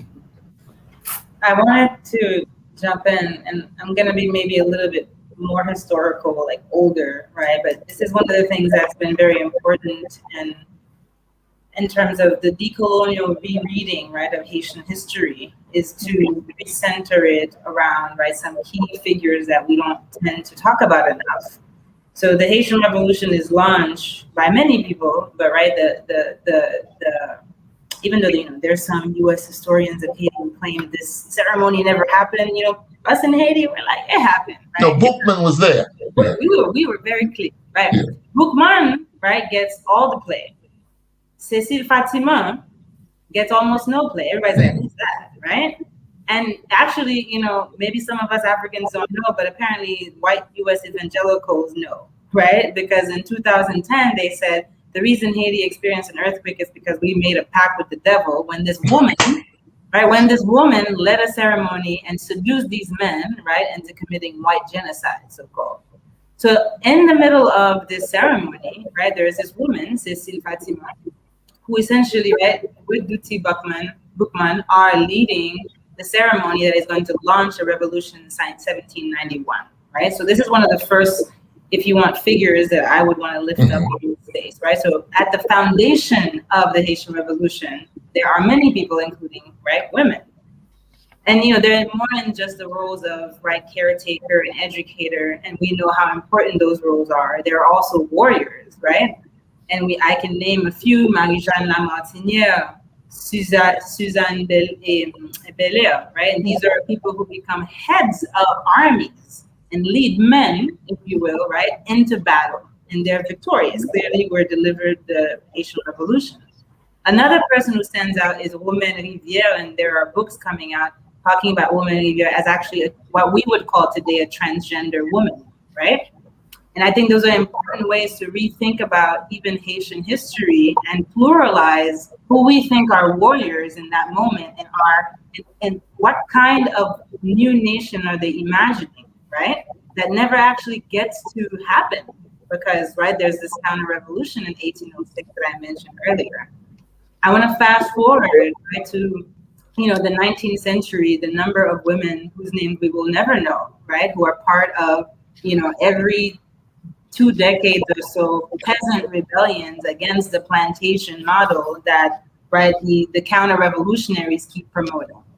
And if we fast forward in the 20th century, which is a little bit better documented, where we're going to have the women who are supporting the Kako revolutionaries who are fighting against the U.S. occupation, right? And they're funding them to buy guns, they're feeding them, they're sheltering them, they're protecting them. And, they don't have names that I can just say, here's one person to look up, right? But we also have other women who are more privileged backgrounds from the Union Patriotique who, right, as was mentioned, were doing transnational Pan-African work with women who were connected to the NAACP when we could have called it a revolutionary organization. I don't know, I think we're clear today it's something else. But, right, these were women who understood very much that U.S. occupation that was bringing the logic of Jim Crow all over the Caribbean and Central America, that it was important to organize across borders, right? And they are the mothers of the women who will found the first feminist organization in Haiti in 1934. And so I lift these people up, right, who are Pan-Africanists, who are thinking cross-class, right, who are challenging the basic tenets of racial capitalism, and who may be particularly interested in the experiences of women, but are projecting a kind of solution that is nation for everyone, right, included in the nation. And I'll just branch out of Haiti and talk about figures like Claudia Jones, who's originally from Trinidad, Black internationalist, she's a communist, she's a feminist, right? She's doing that work of connecting the pieces for us across, right, borders. I think she's important. She's doing that work that we've all talked about, educating, right? She's running a journal. She's doing the work of helping us, right, understand how to do the work and how to think through, right, Blackness and Pan-Africanism. And I would also lift up, more specific to the US context, Ella Baker, who has decades long of doing organizing work and training next generation of people, women and men, right? And I think that I end on her because of how long of a history she has of doing organizing, and because we do have a lot of work being produced about her, but because she is, the sort of godmother of several of these Black nationalist men that we lift up, right? Or these Black internationalist men, Pan-Africanist men. And I think her work is extremely important even for us today in terms of how we could, rethink what leadership means, right? Ella Baker was not one of those, look at me, I'm out front and I'm the leader, right? That leading for her was also some of what I've seen everybody on this panel do, right? So you step back and listening, right? And so I just wanted to, end on her specifically for our, more Anglophone public here, that you might be able to actually be able to read up on her. Thank you. Wonderful, thank you. So we are just about to wrap it up, and I would like to appreciate everybody for coming on. Each one of y'all input has been amazing. I love the energy because it helps to spark the fervor for the rest of the year, and that's the kind of spirit that I believe we all need to continue embodying, and instead of just one time out of the year, but 25, 8, 366. So would anybody like to leave any closing remarks on how anybody can find you or anything that we can send off on? I would like to invite everyone to attend the NCOBRA 32nd Annual Convention, which will be held June 25th through the 27th. And you can register at ncobraonline.org. We would be glad to have you, have your input. And if you're not already a member In fact, you are a member. You just may not have paid your fees. So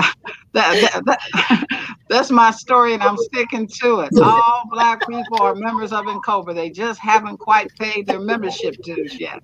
So you are welcome to come and be a part of that conversation. We're moving fast towards really making a headway with reparations and HR 40. And we still need everyone's support on that. I'm so glad to be a part of this conversation and the people that are involved. I feel connected, and I think we will continue to be connected, and we must support each other in the areas that we are in. I vow to do that. And so I encourage you to just, keep the faith. And as Queen Mother Moore said, don't weary and don't err. Thank you. I will come already in next. looked up everybody here, and I'm like, on my list. Thank you, Queen Mother Mashariki. I'll come in next. For me, I think it's important. I remember when I first joined this movement for reparations, which is part of Pan-Africanism 20 years ago, and the importance of having older women who can support younger women activists in terms of the intergenerational nature of our struggle is really, really important. And that's something that I've always tried to do in terms of now women younger than me who are coming up. So the only advice I would really give is that we have to have a degree of humility as well when we're involved in struggle, because there could be a tendency to feel that you know it all, or you're doing something that's never been done. And actually what you'll find is that it's cyclical. So there's a lot that we can gain from what's been done before, even if it might have not worked. There's a lot we can learn from that, so that we're not constantly going back to the same beginnings. So I think it's important that we learn, we study. We have to study ourselves, study our conditions, study what our people have done, and we use all of it in terms of the best of who we are and who we are yet to be. And in that regard, I just wanted to pay homage to Queen Mother Nana Santa Ahima, otherwise known as Dorothy Benton Lewis, who was a co-chair of NCOBA and co-founder with many others included, and was one of my mentors. In fact, my main female mentor when I started out. And Queen Mother Dorothy really taught me so much. And we traveled a lot of, conferences. I used to come to NCOBA conferences every year and all across Africa. So that's really, really important. And I really miss her so much since she's made transition. I just want to also say I'm so honored to have been on this panel and to have met some of you who I've not met before. And I hope that we will stay connected. Thank you, We Charge Colonialism, for facilitating this and the focus on having predominantly women's voices, which has been great. And of course, our brother as well, Malik. I just want to also invite people in the spirit of what Queen Mother Mashariki has done. We, on the 1st of, we say Mosiah, reclaiming the month after Marcus Mosiah Garvey, but other people might know it as August. We have something called the Reparations, Pan-African Reparations Rebellion Groundings. And that is a groundings with the Pan-African dimensions of our people's struggle, not only for African liberation, but also reparatory justice on the continent and in the diaspora. So we invite you to send your solidarity messages, share with us the work that you are doing on the ground so that we can promote it, because we recognize that we live in UK. At one time, Britain colonized 3/4 of planet Earth. They have this notion of British Empire 2.0. It has not ended. And so it's important when we organize that we organize with our family in mind. And the beautiful thing about the UK is that because we're so small in number, less than say 4 million of us of African heritage, we've had to develop a Pan-African perspective on everything. So we don't organize as Black Brits.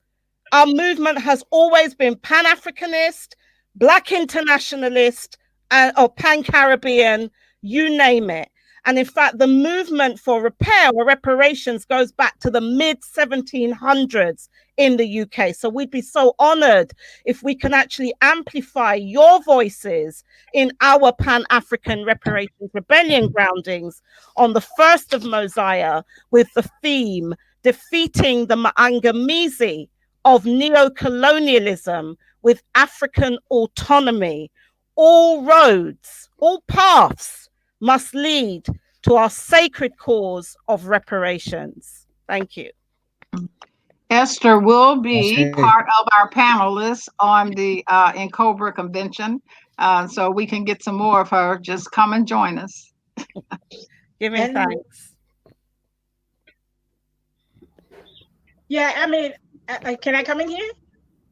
Yes, ma'am. Yeah, we've all spoken. I mean, I really must thank We Charge Colonialism for putting this magnanimous. I mean, I've never seen something like this. I feel like going on and on. It's like we just started, you know. It's really invigorating.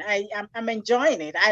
Don't tell me it's over yet, because we got to start this, part 2 of it.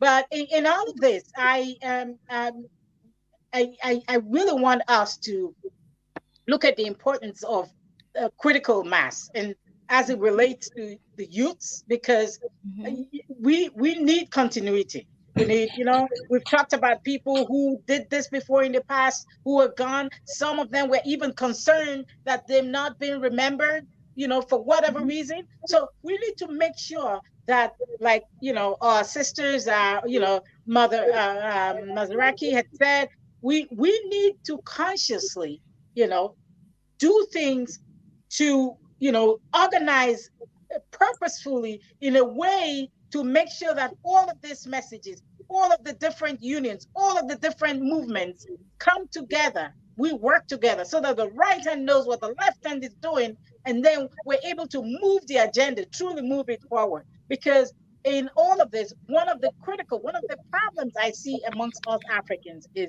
we spend so much time, talking about what makes us different from each other than what really the commonalities that, we have. So we need to, on the note of building on the structures we have, there's importance of critical mass, making sure that we, as a group of professionals, as a group of brothers and sisters, not cousins, like Chaka said earlier, brothers and sisters, that we really come together, we consciously organize to make sure that we achieve all that we have all been talking about, all that we've been dreaming of, in really building the Africa we want.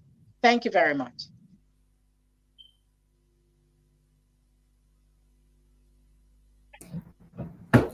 Dr.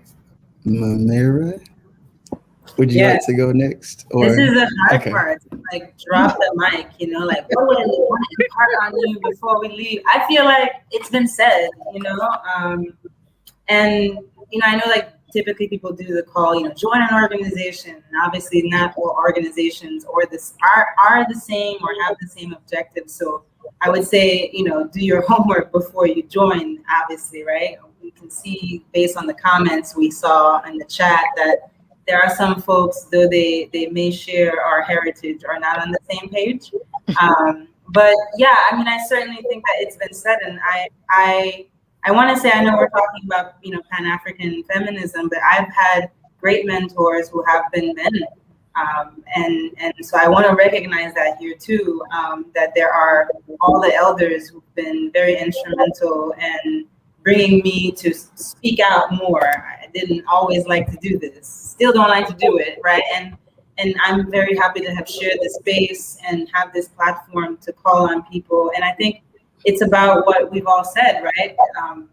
Remaining educated but connecting, right? So that we're not just taking the lessons back for ourselves, that make us more enriched, so that we can further, accumulate social cultural capital for our own individual careers, right? But how does this turn into actually connecting with organizations and movements that are pushing forward anything that is actually emancipatory and connected to our liberation? So I have to say, I'm probably getting more out of this exchange than everyone else in the meetings and the crossings, and I look forward to connecting with you more beyond this space. So I invite everyone else to do the same.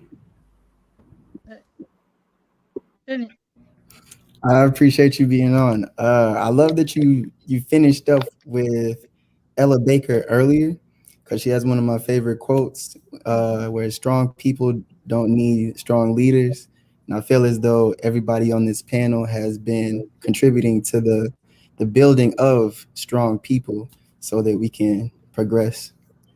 Wait, Papa Shaka, would you like to go next? Give them hell. I want to say we gotta give them trouble. That's what I'm gonna say. That is a must. Yes. We can't be polite with people who are organizing our demise. That's right. We can't be polite and smiling Yes, and ma'am. diplomatic with it. Totally agree.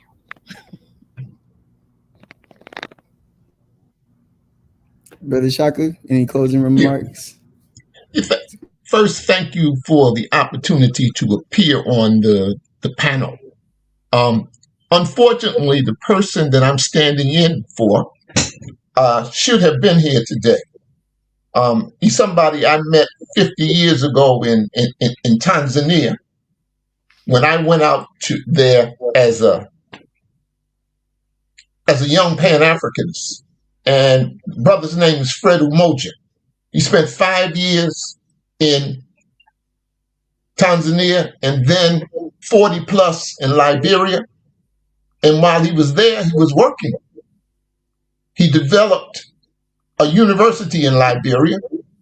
He developed agricultural schemes in Tanzania. And I think this is what has to be done. In terms of the Pan-African movement, we need to build institutions. We need to build links. We need to be clear about what our goals, our objectives are. And let's make every day Africa Day in terms of what we think about, what we do, and what we work toward.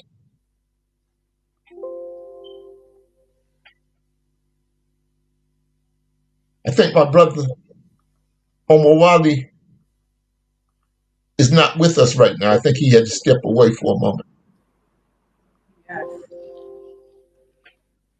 If it's okay, I would just like to say in the mid-70s, one of my first introduction to Pan-Africanism was African Liberation Day. I joined the African Liberation Support Committee. We went to Washington every year. We marched to the various embassies. We protested apartheid. We protested and stood up for all the liberation movements. And so I'm so honored to be here today, to represent Africa Day.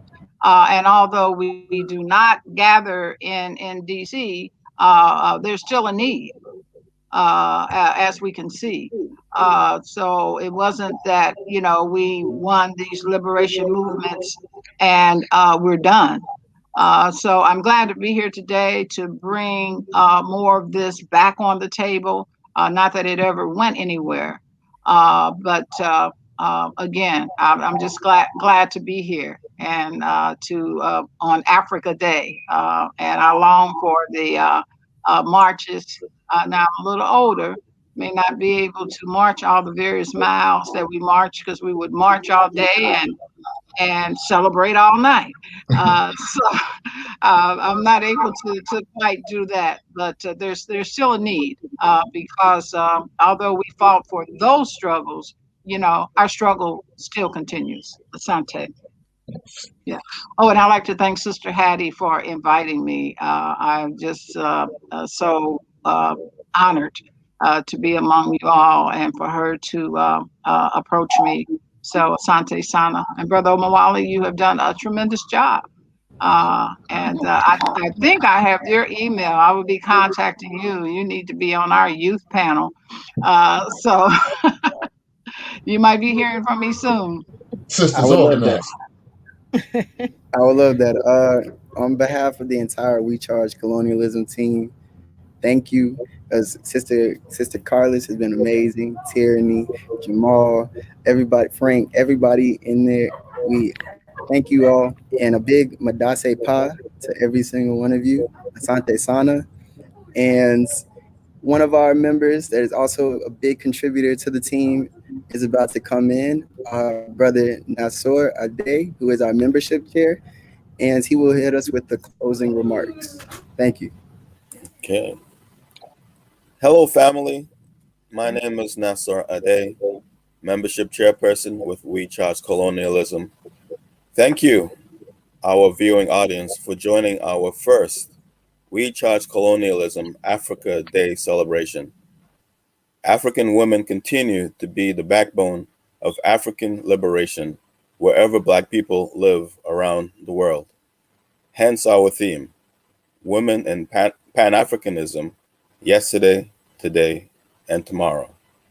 Thank you to our eloquent panelists for taking time from their busy schedules, for sharing history, knowledge, and steps needed to bring us closer to the realization of Pan-Africanism wherever Black people reside on Earth.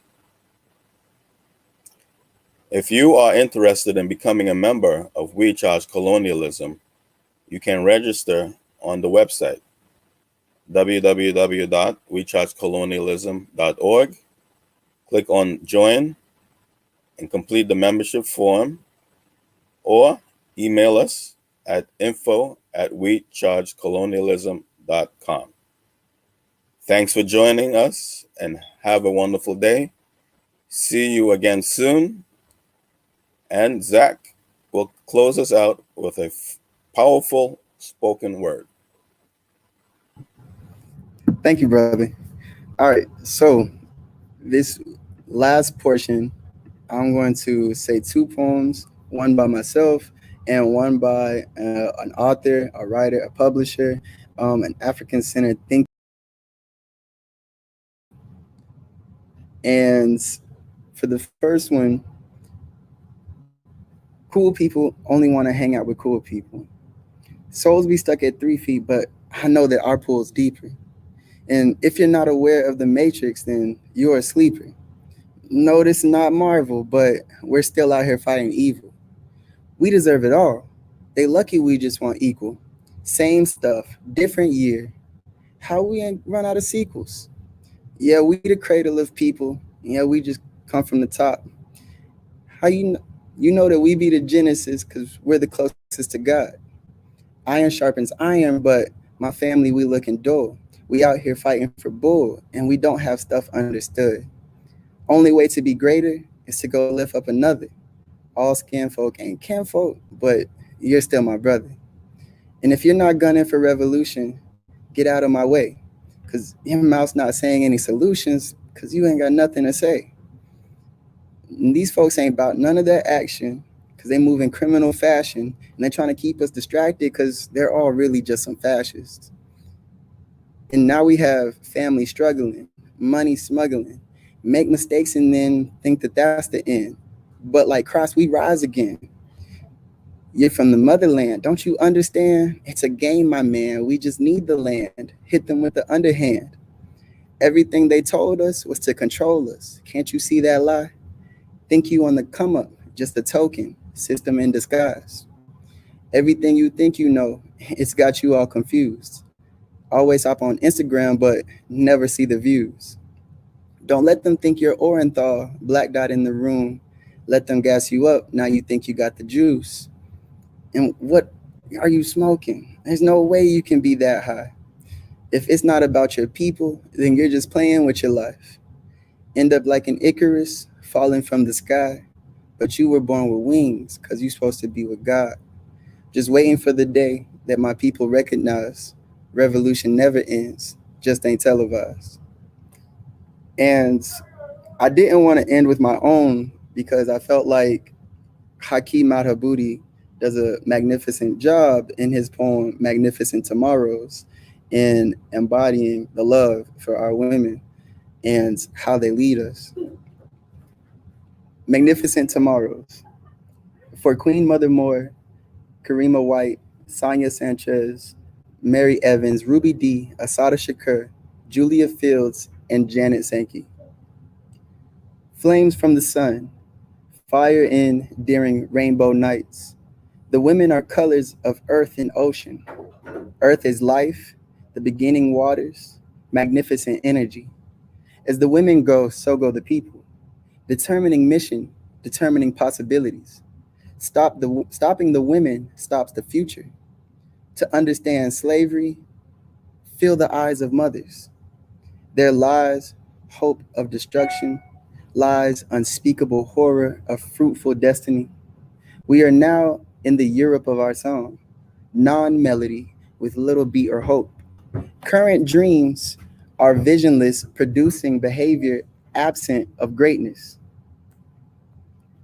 Without great teachings, without important thoughts, without significant deeds, the ordinary emerges as accepted example. Gluing the women to kitchens, afternoon soaps, and the limiting imagination of sightless men. Producing a people that move with the quickness of decapitated bodies, while calling such movement divine. Possibilities. Listen to the wind of women, the voices of Big Mama, Zora Neale Hurston, Sister Rosa, Fannie Lou, Pretty Renee, Gwen Brooks, Queen Nzinga, and warrior mothers, all birth and prophecy. Black and heart-warm, bare and precise. The women detailing the coming collapse or rise. The best and bent of youth emerging, telling triumphantly if we listen, if we feel, and prepare. If Black women do not love, there is no love. If Black women do not love, harmony and sustaining humanity cease. If Black women do not love, strength disconnects, families sicken, growth is questionable, and there are few reasons to conquer ideas or foe. As Black women love, Europe gives way to Southern mills. As Black women mature, so come flames from sun, rainbows at dusk, sculpture of Elizabeth Cartlet, and music of Nina Simone. As women Black connect, the earth expands, minds open, and books reveal the possible if we study, if we feel the flow and secrets of our women, if we listen, if we concentrate, if we carefully care, if we simply do. And that is it.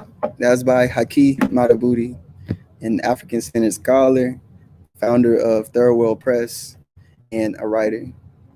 Thank you.